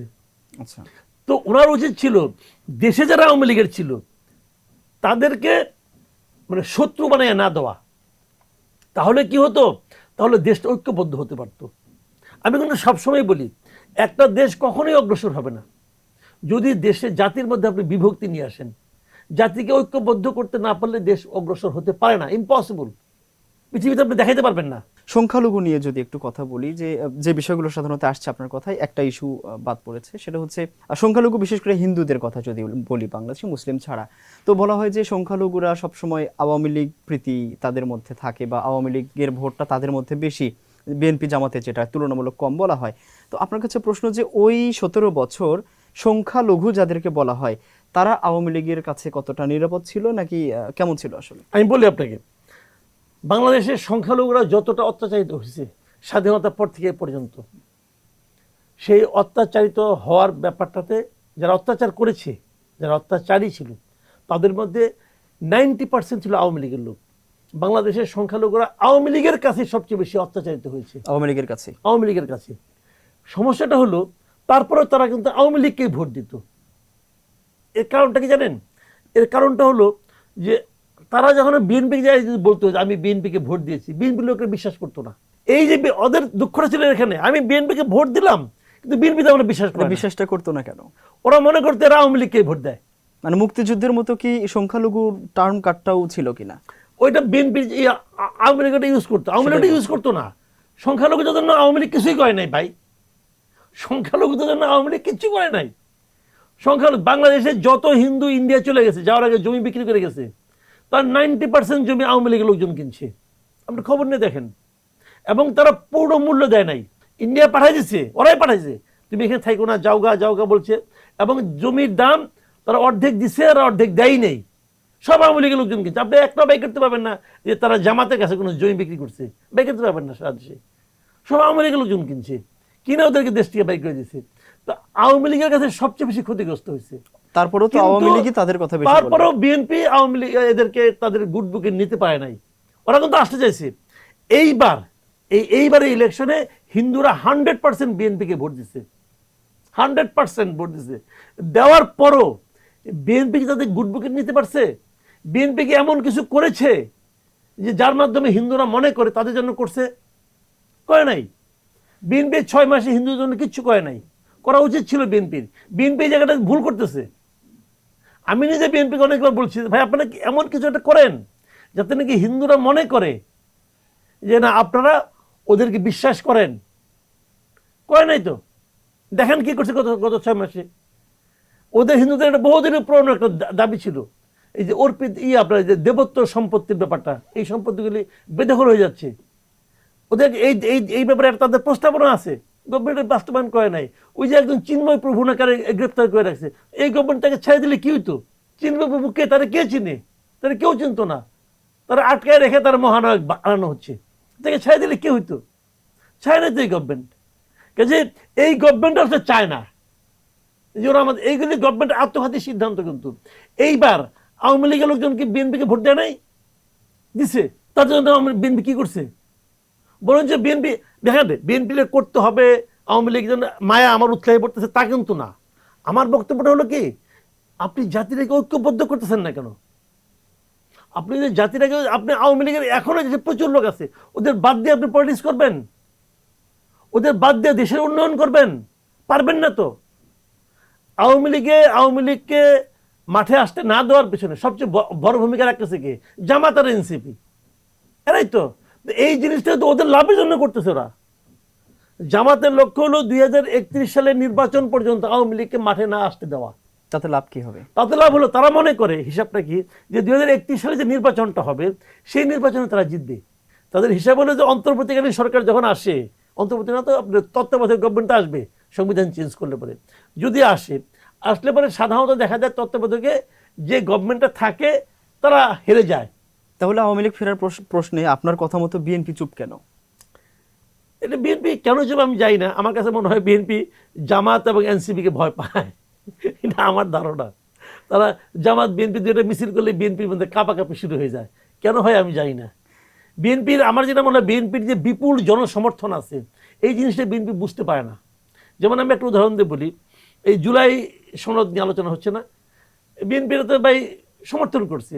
বিএনপি তো ভোটে ভোট দেওয়ার জন্য ইলেকশনে আগে পাবলিককে বলছে আপনারা ভোটে ভোট দেন। তারেক রহমান নিজে বলছে। আচ্ছা, এখন বিএনপি কি বলে যে তখন এটা না বললে পরে নির্বাচন হয়তো না, হয়তো ইউনূস সাহেব নির্বাচন দিত না। আরে ভাই, ইউনূস সাহেবকে নির্বাচন আপনাকে ভালোবেসে দিছে নাকি? ইউনূস সাহেব নির্বাচন দিছে পেদানির ভয়ে। পেদানির ভয় কি কারণে? এই দেশের জনগণ নির্বাচন চাচ্ছিল, আর্মি নির্বাচন চাচ্ছিল। আপনি খেয়াল আছে, আর্মি প্রধান কিন্তু, আর্মি চিফ কিন্তু বলছিল যে 18 মাসের মধ্যে ইলেকশন হতে হবে। ঠিক 18 মাসের মধ্যে কিন্তু ইলেকশনটা হয়েছে। সেটাই হয়েছে। তো ইলেকশন তো ইউনূস সাহেব ভালোবেসে দেয় নাই বিএনপিকে। বিএনপির দেখেন 2/3 মেজরিটি পাইছে একটা দল, সেই দলকে আগে বুঝে নাই যে জনগণ তার সঙ্গে আছে? বুঝছে তো নিশ্চয়ই। তো বুঝা সেই জনগণের উপরে সে ভরসা করতে পারে নাই, সে ইউনূস সাহেবের দয়ার উপর নির্ভর করছে, তাই না? তো এই জায়গাটা বিএনপি তো জানে না যে এই দেশের মানুষ তাদেরকে কি পরিমাণ সমর্থন করে। এই দেশের মানুষ আওয়ামী লীগের অনুপস্থিত, আওয়ামী লীগ নাই, তো আওয়ামী লীগ তো বিএনপিকে সাপোর্ট দিছে। তো সেখানে বিএনপির এইটার উপরে তার কোনো আস্থা নাই যে আমার কি আছে। এখনো বিএনপির আস্থা নাই যে 2/3 মেজরিটি আমার কাছে আছে, খালি সংসদে না, এটা জনগণের মধ্যেও আছে। তো সেটাকে আপনি ইউজ করেন। ওই জামাত একটা হুঙ্কার দেয়, এনসিপি একটা হুঙ্কার দেয়, বিএনপির কাপাকাপি শুরু হয়ে যায়। 5 আগস্টের কথা যদি বলি, 24-এর 5 আগস্ট, জি, সেই সময় তো আওয়ামী লীগ ওই দিন বিদায় হয়ে যায়, ওই দিনের একটা 5 আগস্ট। 25-এর 5 আগস্টে ডক্টর মোহাম্মদ ইউনূস ছিলেন, 26-এর 5 আগস্ট বিএনপি এখন আছেন। এই যে 3টা 5 আগস্ট বা 3টা আগস্ট যাচ্ছে, কেমন পার্থক্য 3টা আগস্টের মধ্যে দেখছেন? 24-এর 5 আগস্টে আমি জনগণের পয়েন্টটা বলি, মানে পয়েন্ট অফ ভিউ থেকে সাধারণ মানুষের একটা বিশাল প্রত্যাশা নিয়েছিল। 25-এর 5 আগস্টে মানুষের সে প্রত্যাশার, মানুষ ভেবেছে যে এটা মৃত্যু ঘটছে, এটা এরা করবে না, এবং এরা চুরিচামাই নিয়ে ব্যস্ত, এবং এরা খুবই ধান্দাবাজ টাইপের একটা ক্যারেক্টাররা। 26-এর 5 আগস্ট, 26-এর 5 আগস্টেও জনগণ সিদ্ধান্ত নিতে পারছিল না, এবং এখনো যেটা ভাবে যে আসলে কি বিএনপি সরকার নিজেদের মতো করে দেশটাকে শাসন করবে, চালাবে, নাকি তারা ডক্টর ইউনূসকেই অনুসরণ করতে চায়। দেখেন 26-এর 5 আগস্টে তারেক রহমান সাহেব জুলাই স্মৃতি যেটা জাদুঘর আছে সেখানে উদ্বোধন করতে গেছেন, ডক্টর ইউনূসকে সঙ্গে নিয়ে গেছেন। ডক্টর ইউনূস এই মুহূর্তে এই জাতির কাছে সবচেয়ে ঘৃণিত ব্যক্তিদের মধ্যে একজন। আপনি একটা ভোট করে দেখতে পারেন, ডক্টর ইউনূস এই মুহূর্তে দেশে জাতির মধ্যে সবচেয়ে ঘৃণিত একজন ব্যক্তি। ওনাকে কেউ পছন্দ করে না, তো ওনাকে নিয়ে যাওয়া আপনার দরকারটা কি ছিল? কিন্তু ওই যে সময়টা জুলাই স্মৃতি জাদুঘর হয়েছে, সেই সময়টা তো ডক্টর মোহাম্মদ ইউনূস ছিলেন, এই কারণেই হয়তো তাকে নেওয়া হয়েছে। ওই জন্য তো ওনাকে নেওয়া উচিত ছিল না, কারণ ওইটা জুলাই স্মৃতি জাদুঘর যেটা বানাইছে ওটার মধ্যে আপনি ঢুকছেন কিনা জানি না, আমি এখন ঢুকি নাই, আমার অনেকে ঢুকে আমার বাইরে আসছে। একটা জাদুঘর এত অল্প সময় তৈরি করে করলে ওটা কিছু হয় না, ওটাও কিছু হয় নাই। ওটা যেটা বানাইছে ওটা খেলে হলো আমি এই গণভবনটা দখল করলাম, এইটাই হয়েছে, আর কিছু হয় নাই। না, এমনও হতে পারে যে নির্বাচন দিতে হবে, আমরা যেহেতু চলে যাব সেই জায়গা থেকে এই সময়ের আপনি মধ্যে করলেন কোন টাকা, আপনি বাপের টাকায় করছেন, আপনি তো আমার আপনার টাকা ই করছেন, অপচয় করছেন। ওখানে যে ভাস্কর্যগুলো বানানো হয়েছে ওটা কোনো কোয়ালিটি ভাস্কর্য হয়েছে? এই ভাস্কর্যগুলো দেশের সেরা ভাস্কর্য শিল্পী যারা আছে তাদেরকে দিয়ে উনি বানাতে পারতেন না? ওরা তাদেরকে বলা হতো, দেশের তো ভাই দেশের অনেক ভালো ভালো কিন্তু এরকম আছে, তো তাদেরকে আপনি বলতেন যে আপনি ওই ভাস্কর্য আপনি বানান, ওইটা আপনি বানান, ওইটা আপনি বানান, বানাইতেন। আপনি কমার্শিয়াল কিছু কাজ করে রাখছেন এখানে টাকাগুলিকে অপচয় করার জন্য। ফারুকী এক চোর, এই চোর যে এগুলি করছে।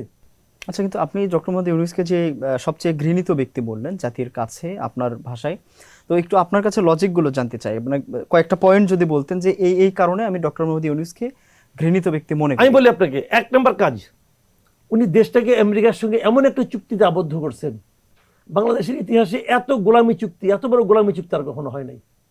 সেটা ডক্টর ইউনূস সাহেব গাইড জোরে করছেন, জাস্ট গাইড জোরে। ডক্টর ইউনূস এই পুরো সময়ে এমন একটা কাজ করেন না যার মাধ্যমে তার দেশপ্রেমের প্রমাণ আসে, বরং প্রত্যেকটা কাজের মধ্যে তার দীর্ঘস্থায়ী, দীর্ঘ সময় ক্ষমতায় থাকার যে আগ্রহ সেটা মানে প্রকাশিত হয়েছে।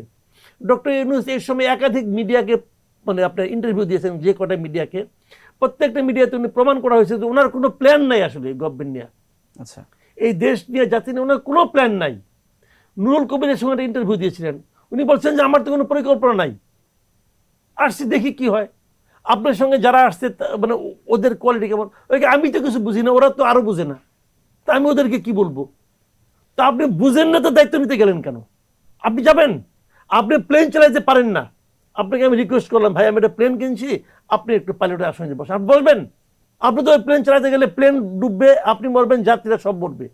সে তো তাই করছে, তার কোনো এক্সপিরিয়েন্স নেই, কতগুলো বুড়া দৌড়ার লোক নিয়ে আসছে, আইনা তার সঙ্গে বসাইছে, বসাই না এই লোকগুলো লুটপাট করছে।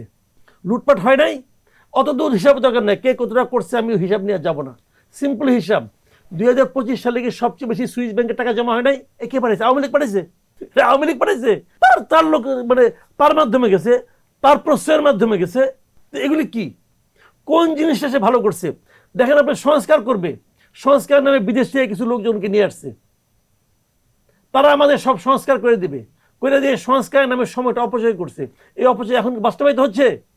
অনেকে বলে বিএনপি করতেছে না, অনেকে বলতেছে বিএনপি যে করবে না, এটা তো বিএনপি শুরু থেকেই বলছে যে আমাদের 31 দফা আছে, আমরা 31 দফা নিয়ে আমরা কাজ করতেছি। তো যে জিনিসটা একটা পলিটিক্যাল পার্টি দেশ চালাবে, একটা পলিটিক্যাল পার্টি, আমি একটা নির্বাচন দিব, নির্বাচনে একটা পলিটিক্যাল পার্টি ম্যান্ডেট দিয়ে জনগণের কাছে যাবে, জনগণের ম্যান্ডেটের উপর ভরসা করে তাকে ভোট দিবে, তো তাদের ম্যান্ডেট রেখে সে আমার ম্যান্ডেট বাস্তবায়ন করবে। তাহলে ডক্টর মোহাম্মদ ইউনূসের কাছে আপনার প্রত্যাশা কি ছিল, কি করা উচিত ছিল? আমি শুরুতে যেটা মনে করছিলাম, প্রথমে একদম অগাস্টের 5 তারিখ 8 তারিখ যখন একটা নিল, আমি প্রথম কিন্তু খুশি হয়েছিলাম। আমি প্রথম মনে করছিলাম উনি খুবই ক্রিয়েটিভ, স্মার্ট, লেখাপড়া জানা লোক এবং নিরপেক্ষ টাইপের লোকজনকে নিয়ে উনি একটা ক্যাবিনেট করবে, ছোট ক্যাবিনেট করবে। আর ভেবেছিলাম উনি দেশটাকে ঐক্যবদ্ধ করবে, জাতিটাকে ঐক্যবদ্ধ করবে। উনি প্রথম যে ক্যাবিনেটটা করছে ওটা দেখে আমি বুঝছি পারবে না।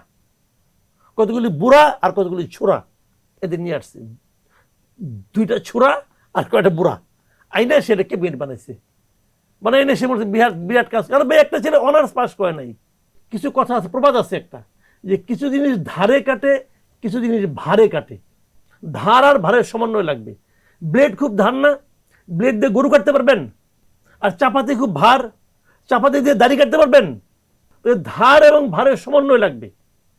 তো উনি পোলাপান নিয়ে আসছে 2টা, আর নিয়ে আসছে বুড়া, এমন বুড়া ওই যে আলী ইমাম মজুমদারকে, ওর তো মানে ও তো কথাই মনে রাখতে পারে, তার ছেলের নাম মাঝে মাঝে ভুলে যায়। এই সমস্ত বুড়া দুরা নিয়ে এসে আপনি বসাইছেন একটা কমিটি, আর বসাইছেন কয়েকটা চোর, এই যে আদিলুর রহমান শুভ্র, রিজওয়ানা হাসান, এগুলো চোর,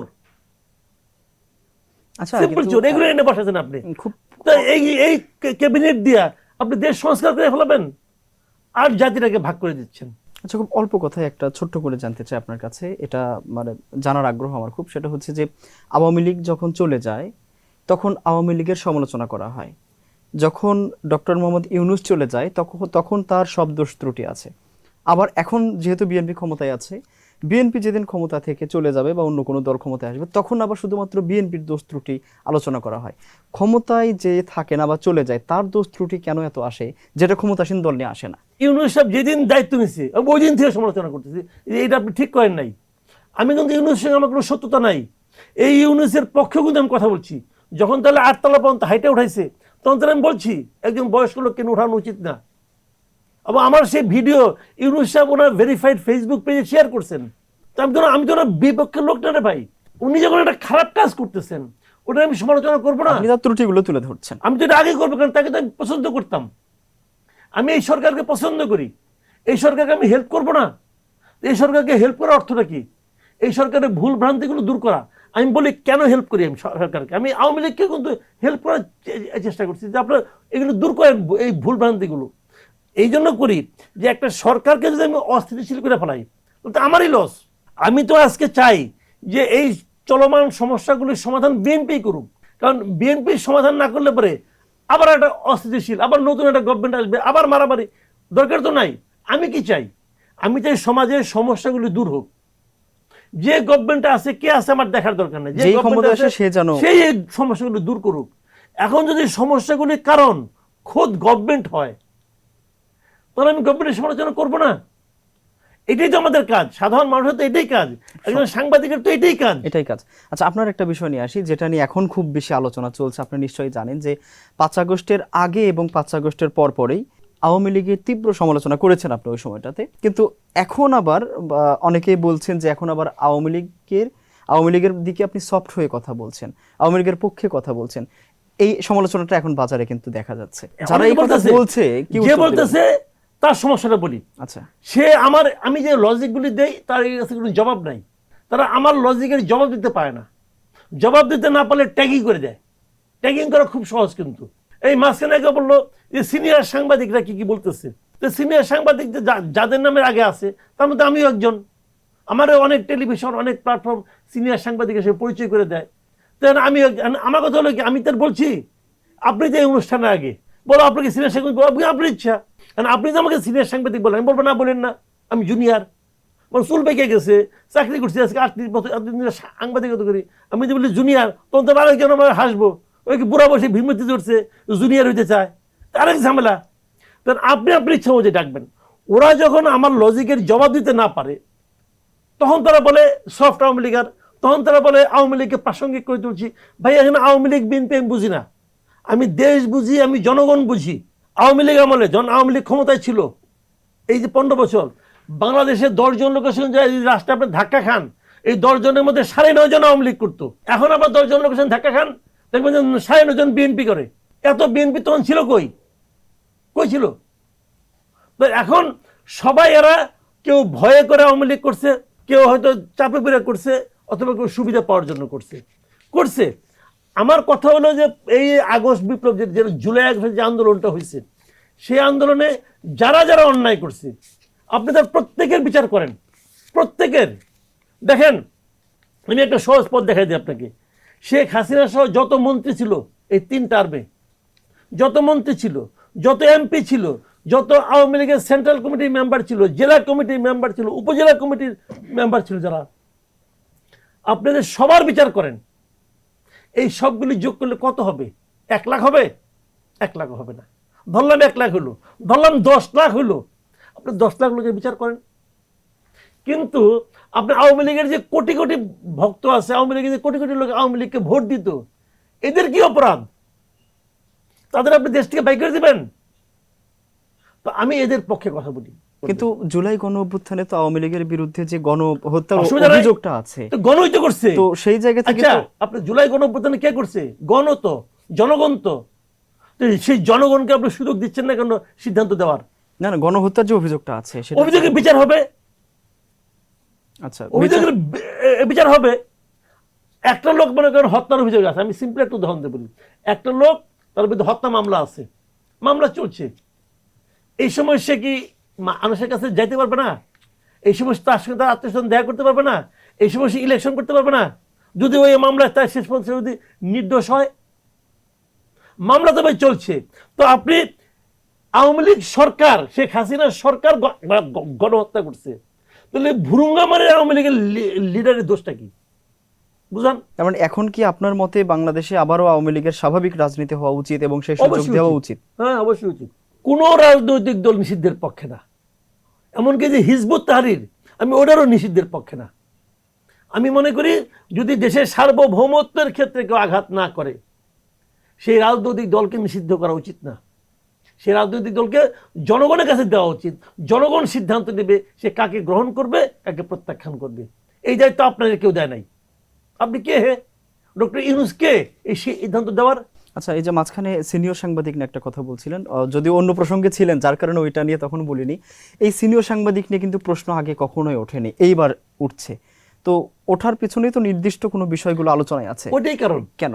যে এই যাদেরকে তারা ইঙ্গিত করতেছে, তারা যাদেরকে ইঙ্গিত করতেছে, এই লোকগুলি এমন এমন কথা বলে যে কথাকে তারা যুক্তি দিয়ে খণ্ডন করতে পারে না। তারা যেহেতু যুক্তি দিয়ে খণ্ডন করতে পারে না, অতএব তাদেরকে ট্যাগ দিয়ে দেয় এই সফট আওয়ামী লীগার, বলে আওয়ামী লীগের প্রতি এই কয়েকটা সিনিয়র সাংবাদিক আছে যে আওয়ামী লীগের প্রতি বলে, এগুলি বলে বলে তাদেরকে তারা এক ধরনের মানে ট্যাগিং এর মধ্যে ঢুকাই দিচ্ছে। আচ্ছা, এতে কিছু যায় আসে না, কারণ যারা এগুলো দিচ্ছে তাদেরকে পাবলিক চিনে, তাদের সম্পর্কে পাবলিক যে কত হাই একটা ধারণা এটা মানুষ জানে। একজন লোক এক সাংবাদিক বলতেছে যে নিজেকে সাংবাদিক পরিচয় দেয়, কিন্তু গত 30 বছর সে কখনো সাংবাদিকতা করে নাই আমার জানা মতে। আচ্ছা, সে সর্বশেষ একটা সাপ্তাহিক পত্রিকার প্রদায়ক ছিল, মানে কন্ট্রিবিউটর ছিল। ওইটাই তার সাংবাদিকতার মানে একমাত্র অর্জন। সে নিজে বলে আমি তো আমাকে সিনিয়র সাংবাদিক বলতে না। আরে বাবা, তুমি তো নিজেকে সাংবাদিক বলতে পারো না। তুমি তো অ্যাড ফার্মে চাকরি, অ্যাড ফার্মের মালিক, তুমি নিজেকে সাংবাদিক বলো কেন? না আপনি তাহলে এই আলোচনা যখন আসছে তখন কি আপনি নিজে বিব্রত হন কিনা? আমি বিব্রত হওয়ার কিছু নাই। কে কি বলো না বলো আমার কিছু যায় আসে না। আমি যেটা ভালো মনে করি সেটা বলি। শুনেন, আপনি রাস্তা দিয়ে আসতেছেন, আস্তে আস্তে অনেকে আপনাকে অনেক কিছু বললো, কেউ ধাক্কা মারলো, কেউ করলো, অথবা আর রাস্তার পাশে 10টা কুকুর আছে, তারা ঘেউ ঘেউ করলো, আপনি কি করবেন? আপনি দেখে বলবেন ভাই আমাকে দেখে তুমি ঘেউ ঘেউ করো না, ওরা ঠিক হবে না, এটা বলবেন? আপনি ইগনোর করবেন। আমি এগুলি ইগনোর করি, কিছু যায় আসে না। যে যা বলার বলতে দেন। আমার যা বলার আমি বলতেছি, জনগণ সিদ্ধান্ত নেবে যে কে সঠিক কে বেঠিক। সব ক্ষেত্রে কিন্তু আমি তাই বলি, সিদ্ধান্তটা জনগণ নেবে। আপনি আমাকে কি ট্যাগিং করছেন না করছেন এতে আমার কিচ্ছু যায় আসে না। আচ্ছা, আমি আবার আওয়ামী লীগ নিয়ে আসি। আওয়ামী লীগ নিয়ে যেটা বলছিলেন, তাহলে কি আমরা এটা ধরে নিতে পারি আপনার কথায় যে আওয়ামী লীগের বিচার এবং রাজনীতি দুইটাকে সম্পূর্ণ আলাদা করে দেখা উচিত? আওয়ামী লীগের বিচার করবে আপনার, এখন যেটা হচ্ছে আদালত একটা করছে আইসিটিতে কি বিচার করে করুক, ওটা নিয়ে আমার কোনো বক্তব্য, যেহেতু আইনের মাধ্যমে হয়েছে ওটা নিয়ে আমার কোনো আপত্তি নেই, তারা এটা করুক, যা করা করুক। কিন্তু আওয়ামী লীগ এসে থাকবে কি থাকবে না, এই সিদ্ধান্ত দেওয়ার দায়িত্ব একমাত্র জনগণের, কোনো সরকারের না। কিন্তু সরকারের পক্ষ থেকে যদি সেই অনুমতি বা সুযোগ না দেওয়া হয় তাহলে জনগণ কিভাবে সিদ্ধান্ত দেবে? তাহলে জনগণ সরকারের উপর বিরক্ত হবে, যদি জনগণের যে প্রত্যাশা, জনগণের যে চিন্তা, যদি তার বিপরীতে আপনি কাজ করেন, আপনি জনগণকে সিদ্ধান্তই নিতে দিলেন না, বলেন যে তোমার সিদ্ধান্ত আমি নিয়ে নিছি, তখন জনগণ আপনার উপর বিরক্ত হবে। আর আপনি যদি বলেন জনগণ বিরক্ত হবে, কিছু যায় আসে না, তাহলে আসে না। এটা শেখ হাসিনাও মনে করতো যে জনগণকে আমি ভোটাধিকার দিব না, জনগণ কি ভাবলো না ভাবলো আমার কিছু যায় আসে না। তো 5 তারিখে সে টের পাইছে যায় না কে আসে, সে বুঝছে। একদিন আপনিও বুঝবেন। আচ্ছা, আপনার ইচ্ছা। আওয়ামী লীগের সাথে বর্তমান সরকারের বড় বড় মানে মৌলিক পার্থক্যগুলো কি কি দেখেন, যেটা আওয়ামী লীগের সময় ছিল না, এখন আওয়ামী আছে? লীগ সরকার আমরা কিন্তু 15 বছর দেখছি ভাই। আওয়ামী লীগ সরকার কিন্তু আমরা 96 দেখছি। হ্যাঁ। 96 আওয়ামী লীগ, 96 থেকে 2001 সাল পর্যন্ত আওয়ামী লীগ কি খারাপ চালাইছে নাকি? 91 থেকে 96 পর্যন্ত বিএনপি চালাইছে, কেউ চালাইছে, ভালো চালাইছে, খারাপও চালাইছে। আওয়ামী লীগের ভালো মন্দ মিলেই ছিল। আওয়ামী লীগের উপর মানুষ আনহ্যাপি ছিল, এই জন্য 2001 সালে তারা আবার বিএনপি আনছে, আবার বিএনপির উপর আনহ্যাপি হয়ে গেছে, আবার 2009 আওয়ামী লীগ আনছে। কিন্তু 2009-এর পরে আওয়ামী লীগ যা করছে, এইটার উপর জনগণ হ্যাপি কিংবা আনহ্যাপি, এটা প্রমাণের কোনো সুযোগ জনগণকে দেওয়া হয় নাই। 14 নির্বাচনে দেওয়া হয় নাই, 18-তে 24-এ দেওয়া হয় নাই। তারা জনগণকে কোনো কিছু সিদ্ধান্ত নেওয়ার সুযোগই দেয় নাই। তার মানে তারা নির্বাচন ব্যবস্থাটাকে ধ্বংস করে দিচ্ছে। আমি মনে করি যে নির্বাচন ব্যবস্থা যদি ঠিক থাকে, তাহলে আপনি বুঝতে পারবেন জনগণ আসলে কি চায়। তো আমাদের বর্তমান যে সরকার আছে, তার সঙ্গে আপনি আওয়ামী লীগ সরকারের এই যে শেষের 3 টার্মের আপনি তুলনাই তো করতে পারেন না। এই সরকার কি নির্বাচন ব্যবস্থাকে ধ্বংস করছে? এখন তো শুরুই হয় নাই। কাজে এর সঙ্গে তুলনা করার কোনো সুযোগই তো নাই। সময় যাক, দেখি সামনে নিয়ে নির্বাচনটা কীভাবে হ্যান্ডেল করে।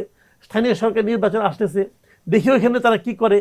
এটা দেখলে আমরা বুঝতে পারবো ওনারা নির্বাচন ব্যবস্থার উপর আস্থাশীল নাকি আস্থাশীল না। আচ্ছা, আপনি কি মনে করেন যে জুলাই গণ অভ্যুত্থানে যে গণহত্যা চালানোর অভিযোগ আছে আওয়ামী লীগের প্রতি, আওয়ামী লীগ যদি রাজনীতির সুযোগ পায় বাংলাদেশে, তাহলে কি আবারও মানে প্রতিষ্ঠিত হওয়ার সম্ভাবনা আছে কিনা, বা শেখ হাসিনা কখনো গুরুত্বপূর্ণ হয়ে উঠতে পারবেন কিনা? শেখ হাসিনার প্রত্যাবর্তনকে আমি মানে আশাবাদী না। উনি বাংলাদেশে এসে নিয়ে আবার আওয়ামী লীগের হাল ধরবেন, এটা আমি মনে করি না। কারণ ওনার বিরুদ্ধে অলরেডি মামলা আছে, এই মামলা রায় হয়ে গেছে, ওনাকে মামলা লড়তে হবে, এবং তারপর উনি মামলা থেকে মুক্ত হয়ে আওয়ামী লীগের হাল ধরবেন, আওয়ামী লীগকে ক্ষমতায় নেবেন। আমার লজিকে এটা মানে আমি বুঝি না এটা হবে কিনা। তাহলে আওয়ামী লীগের হাল ধরার মতো এখন আছে কেউ? কি আছে আমি বলতে পারবো না। আমি তো আওয়ামী লীগ করি না, আমি বলতে পারবো না, এটা ওরা জানবে। তবে আমি মনে করি একটা জিনিস কি, আর শেখ হাসিনাকে আরেকটা জিনিস মাথায় রাখতে হবে, মানুষ তো ভাই অমন না, মানুষ তো 500 বছর বাঁচে না, তাই না? ওনার বয়স হয়েছে 80 বছর। বাংলাদেশের রাজনীতিতে আমি মনে করি শেখ হাসিনার অধ্যায়ের সমাপ্তি হয়েছে, এটা আমি মনে করি। এখন উনি কি ফিনিশিংটা দিবেন এটা ওনার ব্যাপার। কিন্তু এই রাজনীতি মনে করেন 2-3 বছর পরে আর শেখ হাসিনা থাকবে না বাংলাদেশের রাজনীতিতে, এটা আমার ধারণা আর কি। তারপরে আপনার মূল্যায়ন জানতে চাই যে তার ফ্যামিলির যারা সদস্য আছে, ছেলে আছে, মেয়ে আছে বা বোন আছে, তারা কি হাল ধরার মতো আমি মনে উপযুক্ত করি কিনা? না, আমি মনে করি না। এটা কেউ ক্যারিসমেটিক না। রাজনীতিতে ভাই ক্যারিসমা একটা ইম্পর্টেন্ট ব্যাপার। আচ্ছা, আপনার মধ্যে কিছু না কিছু থাকতে হবে, এটা খুবই আপনাকে ক্যারিসমেটিক হতে হবে। যেমন তারেক রহমান, সে কিন্তু ক্যারিসমেটিক, তার কিছু একটা বৈশিষ্ট্য আছে যা নাকি অন্য অনেকের নাই। এমনকি শফিকুর রহমান, তাকেও আমি ক্যারিসমেটিক লিডার মনে করি, কিন্তু তার মধ্যে কিছু না কিছু একটা আছে যা নাকি অন্য কারোর মধ্যে আমি দেখি নাই। আমি কিন্তু এই 2 লিডারকে পছন্দ করি, মানে লিডার দুইজনের 2 আদর্শ। আমার আরেক আদর্শ, আওয়ামী লীগের আরেক আদর্শ। আদর্শ তো ডিফারেন্স থাকতেই পারে, কিন্তু নেতৃত্বের জায়গায় তারা বাট charismatic। আমি মনে করি যার যার জায়গায়, মনে করেন এই মুহূর্তে যদি বিএনপিতে বলা হইতো বিএনপির সবচেয়ে ভালো কে করবে প্রেসিডেন্ট চেয়ারম্যান হিসেবে, আমি তারেক রহমানকে বলবো। আচ্ছা, মানে লিডার শুড বি ক্যারিসমেটিক, যে জিনিসটা ডক্টর শফিকুর রহমানের মধ্যে আছে, ওনার মধ্যে কিন্তু আমি সেই ক্যারিশমা দেখি। হ্যাঁ, তো সেই হিসেবে বিবেচনা করলে তার ঠিক আছে। কিন্তু আওয়ামী লীগের মধ্যে এরকম ক্যারিসমেটিক লিডার ওনার ফ্যামিলির মধ্যে আছে, শেখ হাসিনা আমি মনে করি না, একজনও নাই। আচ্ছা, আমরা একটু বর্তমান নিয়ে আসতে চাই। বর্তমানে তো এখন রাষ্ট্রপতি নির্বাচন বেশ আলোচনায় আছে। সেই জায়গা থেকে এখন জামাত জোট, তাদের পক্ষ থেকে কর্নেল অলিকে নির্ধারণ করা হয়েছে প্রার্থী হিসেবে, এবং বিএনপির দিক থেকে মির্জা ফখরুল ইসলাম আলমগীর। আপনার এতদিনের অভিজ্ঞতা, আপনার মূল্যায়ন জানতে চাই, 2 জনের মধ্যে আপনি উপযুক্ত কাকে মনে করছেন? দেখেন, মির্জা ফখরুল ইসলাম আলমগীর, আপনি যদি তার গত 10-15 বছরের রাজনীতিকে আপনি হিসাব করেন, দেখেন, এক নজরে দেখেন, আপনি ওনার মধ্যে এমন কিছু পাবেন না যাটা নিয়ে ওনাকে আপনি সমালোচনা করতে পারবেন। আচ্ছা, পাবেন না, আপনি একটাও পাবেন না। উনি যথেষ্ট ভদ্র এবং যথেষ্ট মানে আপনার সজ্জন, এবং ওনার দুর্নীতির কোনো অভিযোগ ওনার বিরুদ্ধে নাই। উনি যখন প্রতিমন্ত্রী ছিলেন তখনও নাই, এবং উনি লেখাপড়া জানালো, উনি ভালো মানুষ, আমি ওনাকে পছন্দ করি পার্সোনালি। এই বিষয়গুলো নিয়ে কিন্তু কর্নেল ওলিও চ্যালেঞ্জ করেছে। রাখেন আমি বলি, কর্নেল অলি ওনার সমস্যাটা হলো উনি ছিলেন মুক্তিযোদ্ধা এবং বীর মুক্তিযোদ্ধা, যেটা নাকি আবার ওই দিক দিয়ে মির্জা ফখরুল ইসলাম না। মির্জা ফখরুল ইসলাম মুক্তিযোদ্ধা ছিলেন না, ছিলেন আমি জানি না আর কি, হতে পারে, আমি বলতে পারবো না, আমি জানি না। কর্নেল অলি অনেক বড় মুক্তিযোদ্ধা এবং তারপরে উনি বিএনপির সঙ্গেই ছিলেন, বিএনপির মন্ত্রী ছিলেন, পরে বিএনপি থেকে বেরিয়ে আসছেন, বেরিয়ে এসে বি চৌধুরীর সঙ্গে বোধহয় কিছুদিন ছিলেন, তারপরে উনি আবার নিজে একটা দল করছেন, এই দলের সঙ্গে থাকার পর তারপরে উনি আবার বিএনপির সঙ্গে এই যুগপৎ আন্দোলনেও ছিলেন, শেষে আসন ভাগাভাগি নিয়ে উনি বিএনপি ত্যাগ করছেন নির্বাচনের সময়। হ্যাঁ, নির্বাচনের সময়, এবং ত্যাগ করে উনি জামাতের সঙ্গে জোট বাঁধছেন, জোট বাঁধে উনি ইলেকশন করছেন এবং ওনার দল টল ফিল মারছে, একটাও পায়নি। তো এই হলো দুইটা দলেরই। এখানে দেখেন একটা জিনিস, যদি আমি মুক্তিযুদ্ধের কথা ভাবি তাহলে ও কর্নেল অলির অসম্ভব মানে দুর্দান্ত একটা অবস্থান আছে, ওদিক দিয়ে উনি অনেক এগিয়ে আছেন। কিন্তু পরবর্তী সময়ে ব্যক্তি হিসাবে মির্জা ফখরুলের তুলনায় অলি আহমেদের আপোষের অনেক ঘটনা আছে। আচ্ছা, উনি কিন্তু আপোষ করতেছেন একটার পর একটা, সামান্য যে আপনার আসন কয়টা হবে এই বিতর্কে উনি সারা জীবন যাদের বিরুদ্ধে কথা বলছেন তাদের সঙ্গে জোট করছেন। এটা তো আপোষ করা। বিএনপি আমলে একসময়, বিএনপি যখন ক্ষমতায় ছিল 2001-এ অথবা 91-এ, বিএনপির মধ্যে দুইটা গ্রুপ ছিল, একটা হলো প্রো লিবারেশন, আর একটা হলো আপনার জামাতপন্থী দুটো গ্রুপ ছিল, এবং সেখানে মুক্তিযুদ্ধের সপক্ষের যে গ্রুপটা ছিল সেই গ্রুপের নেতৃত্বে ছিলেন কর্নেল অলি এবং সাদেক হোসেন খোকা। এরা জামাতের সঙ্গে উনি যাবেন না, জামাতের সঙ্গে জোট করা সে রীতিমতো মানে এতটাই তীব্র ছিলেন যে 2001 ইলেকশন এসে পাশ করার পরে তাকে কিন্তু মন্ত্রিত্ব দেওয়া হয় না। এই কারণেই উনি জামাতের সঙ্গে যাবেন না। তো সেই লোক তো জামাতের সঙ্গে গেছেন, কেন গেছেন? কি আদর্শ? কোনো আদর্শ নাই, খালি সিট পায় নাই। আচ্ছা, এত ক্ষুদ্র কারণে উনি একটা জোট ত্যাগ করে, আদর্শ ত্যাগ করে, জীবনে সারা জীবন যাদের বিরুদ্ধে লড়াই করছেন তাদের সঙ্গে যে জোট করছেন, এই যে আপোষকামিতা, এটা একটা হিউম্যান বিইং এর জন্য খুব খারাপ একটা গুণ, এটা ওনার আছে। তো সেইভাবে তুলনা করলে আমি কর্নেল অলির সঙ্গে ওই এক মুক্তিযুদ্ধের অধ্যায় ছাড়া কর্নেল অলিরও খুব একটা দুর্নীতির কারণ আছে, দুর্নীতির অভিযোগ আছে বলে আমি জানি।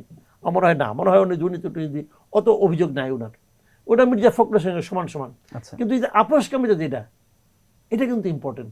আপনি কিছুক্ষণ আগে নিজেও বলছিলেন যে বিএনপি এবং জামাত একসাথে তারা জোটবদ্ধ হয়ে নানা রকম আন্দোলন করেছে, রাজনীতি করেছে। এখন এসে বিএনপি সরকার দল এবং জামাত বিরোধী দল, সেই জায়গা থেকে দুইটা দলের দূরত্ব বাড়ছে ধীরে ধীরে। এই দুইটা দলের দূরত্বের আসলে লাভবান কে হবে? এই সুযোগটা কি আওয়ামী লীগ নেবে কিনা? নিতে পারে আওয়ামী লীগ, সমূহ সম্ভাবনা আছে। আমি আশঙ্কা দেখি যে এই এরা যদি এভাবে বিরোধটা একদম রাজপথে নিয়ে আসছে, কিন্তু এই বিরোধটা যদি কন্টিনিউ করে তাহলে এই সুযোগটা আওয়ামী লীগ অবশ্যই নেবে। এতে আওয়ামী লীগের ফেরার পথ সহজ হবে। আওয়ামী লীগ তো ফিরবেই, টুডে টুমোরো ফিরবে, কেউ ফিরতে পারবে না, তাকে আটকাতে পারবে না, কিন্তু এটা ত্বরান্বিত হবে। জুলাই গণঅভ্যুত্থানে আপনার যে ভূমিকা ছিল এবং এখন আপনি আছেন, আপনার ভূমিকার কোনো পার্থক্য হয়েছে কিনা? আমি সবসময় প্রো পিপল ভাই। আচ্ছা, আমি সবসময় মানুষের কথা ভাবি, আমার কথা ভাবি। আমি তো মানুষ, আমি সাধারণ মানুষ হিসেবে যেখানে যেখানে যাই আমার কিছু চাহিদা আছে, কিছু চাওয়া পাওয়া আছে না? আমি মনে করি অনেক মানুষের এরকম চাওয়া পাওয়া আছে। আমাদের এই চাওয়া পাওয়াগুলির মধ্যে যখন দেখি যে আমরা পাচ্ছি না, আমরা যা চাচ্ছি সেটা উপেক্ষিত হচ্ছে, তখন আমি আগেও দুঃখিত হইতাম, এখনও দুঃখিত হই। আমার তো অন্য কোনো চাওয়া পাওয়া না, আমি তো সরকারের কোনো মানে সরকারের কাছ থেকে কোনো সুবিধা চাচ্ছি না। আমি চাচ্ছি সাধারণ মানুষ সবাই যেটা পাবে সেটা আমি পাইতে চাই। আচ্ছা, কিছুক্ষণ আগে আপনি একটা কথা বলছিলেন যে জাতীয় ঐক্য ছাড়া কোনো সরকারই টিকতে পারবে না, বিশেষ করে ডক্টর মোহাম্মদ ইউনূসের কথা বলেছেন। না, আমি তা বলি নাই, আমি বলছি জাতীয় ঐক্য ছাড়া কোনো জাতীয় অগ্রসর হবে না। আচ্ছা, তো সেই জায়গা থেকে সরকার তো টিকতে পারে, হাসিনা তো অনেক বছর ঠিক আছিল। আচ্ছা, গায়ের জোরে টিকা থাকে নানাভাবে, কিন্তু জাতীয় ঐক্য ছাড়া জাতীয় অগ্রসর হবে না। আচ্ছা, সেই জায়গা থেকে জাতীয় ঐক্য ছাড়া যদি জাতীয় অগ্রসর না হতে পারে, আপনি যেটা বলছেন, সেই ক্ষেত্রে বর্তমান সরকার কি কেমন ভূমিকা দেখছেন? এখন পর্যন্ত তাদের ভূমিকা আশাবাদী হওয়ার মতো কিছু দেখছি না। সম্ভাবনা কেমন দেখছেন? সম্ভাবনা আমি বলতে পারছি না, কারণ আমি মানে গত 6 মাসেই দেখতে চেয়েছিলাম, কিন্তু এখন পর্যন্ত জাতীয় ঐক্যের জন্য এই সরকার খুব কিছু একটা করেছে এটা আমার কাছে মনে হয় নাই। আপনি এই নির্বাচনে আওয়ামী লীগের অংশগ্রহণ নিয়ে একটা কথা বলছিলেন যে একটা সময় এই নির্বাচনকেও 14 সালের নির্বাচনের সাথে মেলানো হবে, কিন্তু অনেকেই কিন্তু এই নির্বাচনকে ইতিহাসের সেরা নির্বাচন বলছে। বিশেষ করে আপনি বলছেন আওয়ামী লীগের অংশগ্রহণের বিষয়টা বাদ দিয়ে বলছেন, কিন্তু ওইটা ছাড়া আরেকটা অংশ কিন্তু এভাবে বলছে যে সাধারণ মানুষের যে ভোটাধিকারের অংশগ্রহণ এইটা সবচেয়ে বেশি ছিল এইবার। তো সেই জায়গা থেকে আমি এটা এইভাবে আমি এটা হিসাব করি না। আমি মনে করি নির্বাচন মানে প্রত্যেকটা মানুষকে সুযোগ দেওয়া যে সে কি করতে চায়, সে কি ভাবে। নির্বাচনের অর্থটা হলো দেশের প্রত্যেকটা মানুষকে, ম্যাক্সিমাম মানুষকে আপনি সুযোগটা দিবেন যে তুমি তোমার চাওয়া অনুযায়ী তুমি একটা কিছু বেছে নাও। আমার কাছে মনে হয়েছে যেমন 2014-তে মানুষ পারে নাই, এইবারও মানুষ এটা পায় না। মানুষ তার চাওয়া অনুযায়ী মানে তার সে স্বাধীন ছিল না, ভোটারের হাতে ম্যাক্সিমাম স্কোপ ছিল না, এটাই মনে করি। প্রচলিত যে গণমাধ্যমগুলো আছে এগুলোতে যেই কথাগুলো বলা যায় না সেগুলো কি সোশ্যাল মিডিয়ায় বলা বা সোশ্যাল মিডিয়া প্ল্যাটফর্ম যেমন আপনার কথা, তো এই জায়গাগুলোতে বলা খুব সহজ হয় কিনা? সহজ হয়। এটা হয় কি, প্রচলিত গণমাধ্যম যেগুলো আছে এখানে তো মালিক আছে একটা, আচ্ছা, মালিকের স্বার্থের বিরুদ্ধে কিছু যাবে না। মালিকের অনেক স্বার্থ, যেহেতু মালিক ব্যবসা করেন, ওনার কিছু ব্যবসায়িক বন্ধু বান্ধব আছে, ওনার অনেক স্বার্থ আছে, ওই স্বার্থগুলিকে বাদ দিয়ে আপনাকে কথা বলতে হবে। কিন্তু আমার এখানে আমি একজন ব্যক্তি মাত্র, আমারও স্বার্থ আছে, কিন্তু আমার স্বার্থ হচ্ছে একজনের স্বার্থ। কাজে এখানে ম্যাক্সিমাম কিছু আমি বলতে পারি, কিন্তু ওইটা ওখানে বলা যায় না। আমার আবার আরেকটা প্ল্যাটফর্ম আছে যেখানে মনে হয় ইন্টারভিউ নেই। আপনি যদি আমারও ইন্টারভিউ যে প্ল্যাটফর্মটা আছে অন্য মঞ্চ নামে, আপনি ওটা দেখেন। আমি কিন্তু আমাকে সঙ্গে যে মানে আমার সঙ্গে যারা ইন্টারভিউ আমি নেই, কথা বলেন আমি বলি 10% পুরো অনুষ্ঠানের, আর বাদ বাকি 90% উনি বলেন, এবং ওনাকে আমি কখনো থামাই না। আচ্ছা, আমি কখনো থামাই না, কখনো এডিট করি না, কারণ আমি চাচ্ছি যে আমার প্ল্যাটফর্মটাও আমার মতো উন্মুক্ত হোক, আনকাট একেবারে আনকাট যায়। কাজেই আমি মনে করি যে এটা আমার মতো সবারই একই অভিজ্ঞতা। সোশ্যাল মিডিয়ায় অনেক বেশি স্কোপ থাকে, এবং এই জন্য আমি এটাও মনে করি যে আগামীতে এই প্রচলিত গণমাধ্যমগুলো থাকবে না, তাদের গুরুত্ব হারাবে, অলরেডি হারাই ফেলাইছে। কিন্তু মানুষের বিশ্বাসযোগ্যতা তো এখনো গণমাধ্যমের বিশ্বাসযোগ্যতা এরকম এই কারণে হয়েছে যে সোশ্যাল মিডিয়ায় মানে আপনার বিশ্বাসযোগ্য লোকেরা আসতেছে না। আচ্ছা, আমার সোশ্যাল মিডিয়া নিয়ে তো কোনো বিশ্বাসযোগ্যতার অভাব হয় নাই। আমি যে সোশ্যাল মিডিয়ার পরিচালনা করি, আমার যেটা আছে ওটা নিয়ে ওর বিশ্বাসযোগ্যতা নিয়ে এই পর্যন্ত কেউ প্রশ্ন উঠাইতে পারে নাই। আচ্ছা, আপনি তো একাধারে সাংবাদিকতা করছেন, কলাম লিখছেন, কথা বলছেন, রাজনৈতিক বিশ্লেষণও করছেন। আমি নিজেও আপনাকে রাজনৈতিক বিশ্লেষক হিসেবে শুরুতে পরিচয় করিয়েছি। এখন সেই জায়গা থেকে এই বিষয়টা নিয়ে প্রশ্ন, এখন কিন্তু বিশ্লেষক অনেকেই রাজনৈতিক বিশ্লেষক, সিনিয়র জুনিয়র অনেক বিশ্লেষক আছেন। তো আসলে কি এই এত রাজনৈতিক বিশ্লেষকের মধ্যে আলোচনা কি সমৃদ্ধ হয় নাকি বিভ্রান্তি ছড়ায়? দুটোই হয়। আমি নিজে বহুমতের পক্ষে, মানে একই বিষয়ে আমি চাই অনেক লোকে কথা বলুক। আমি কি বললাম, আমার কথাটা কিন্তু কেউ বাইবেল মনে করে, কোরআনে বাণী মনে করে কেউ কিন্তু গ্রহণ করবে না। আমি চাই না কেউ করুক। আমি চাই আমার বক্তব্যটাকে যে শুনবে সে তার নিজস্ব একটা মতামত আছে, তার মতামতের বাইরে সে আমার মতামতটাকে শুনুক, একটু একবার গ্রহণ করার কোনো দরকার নাই। এতে লাভটা কি হবে, হয়তো তার মতামত আমার মতামত মিলে একটা তৃতীয় মতামত আসবে, যেটা নাকি অধিকতর সত্যের কাছাকাছি যাওয়া যাবে। আমি এটা চাই। আমি বলি না যে আমার অনেক সমর্থক হোক, আমি বলি না যে আমার কথা আপনি মানেন, আমি এটা কাউকে বলি না, মানেন না, কিন্তু শুনেন। শুনলে কি হবে, আপনার নিজস্ব একটা মত আছে, সেই মতের সঙ্গে আমার মতকে আপনি মিলাইতে পারবেন, তারপর আমাকে আপনি ত্যাগ করতে পারেন, কোনো সমস্যা নাই। যত লোক কথা বলবে তত সঠিকের কাছাকাছি আমরা পৌঁছতে পারবো। কিন্তু এখানে আবার একটা বিষয় আছে, আমি একটু আপনাকে বলি। সেটা হচ্ছে যে বিশ্লেষকরা এখন অনেকেই এমনও আছেন যে একটা পক্ষের হয়ে তিনি অল টাইম বিশ্লেষণ করেন। যেমন একজন ডানপন্থী বিশ্লেষক, তিনি তার কাজটাই হচ্ছে শুধু বামদের ভুল ধরা, সেটা ভুল না হলে ভুল প্রমাণ করা, ডানটার পক্ষেই সবসময় বলা। আবার একজন বামপন্থী একই কাজ করছেন, তিনি বামের পক্ষে নিয়ে আছেন, ডানের কোনো ভালো তিনি খুঁজে পান না এবং বামের কোনো খারাপ খুঁজে পান না। এই ধরনের পক্ষপাতমূলক বিশ্লেষণ, তাদেরকেও কি বিশ্লেষক বলা যায়? সবাই বিশ্লেষক। এই যে আপনি কথাটা বললেন না, আপনি কিন্তু অলরেডি ভাগ করে ফেলেছেন যে এর ডানপন্থী বিশ্লেষক, এর বামপন্থী বিশ্লেষক। নিরপেক্ষও আছে, আমি তাদের কথা বলছি। আপনি তো ভাগ করে ফেলেছেন। তার মানে কেন ওনারা কি বলছে আমি বামপন্থী বিশ্লেষক? তাদের কথাগুলো ওইদিকে যায়, ওনার কথা শুনে আপনি বুঝছেন। এটা আপনি বুঝছেন, আর কেউ বুঝে নাই? বুঝছে নিশ্চয়ই, সবাই বুঝছে। তো সবাই যখন বুঝবে কোনো সমস্যা নাই, তো সে ওইটা বলবে, সেও বুঝবে, বুঝা সে তার কথা বুঝবে। উনি তো বামপন্থী বলবে, ওনারটা আমার শোনার দরকার নাই। উনি তো ডানপন্থী বলবে, ওনারটা আমার শোনার দরকার নাই। এই লোক মধ্যপন্থী বলবে, ঠিক আছে এটা একটু শুনি। অথবা ওই লোক আগে ছিল নিরপেক্ষ, এখন নিরপেক্ষতা মনে হয় নাই, ওকে তাও শুনি। তো উনি কিন্তু নিজে নিজে সিদ্ধান্ত নেবেন। আমি যেটা বলছি সবসময়, ওটাই বলছি যে মানুষ বিভ্রান্ত হয় কিনা। বিভ্রান্ত হয় না, মানুষ বরং সত্যের কাছাকাছি পৌঁছতে পারে।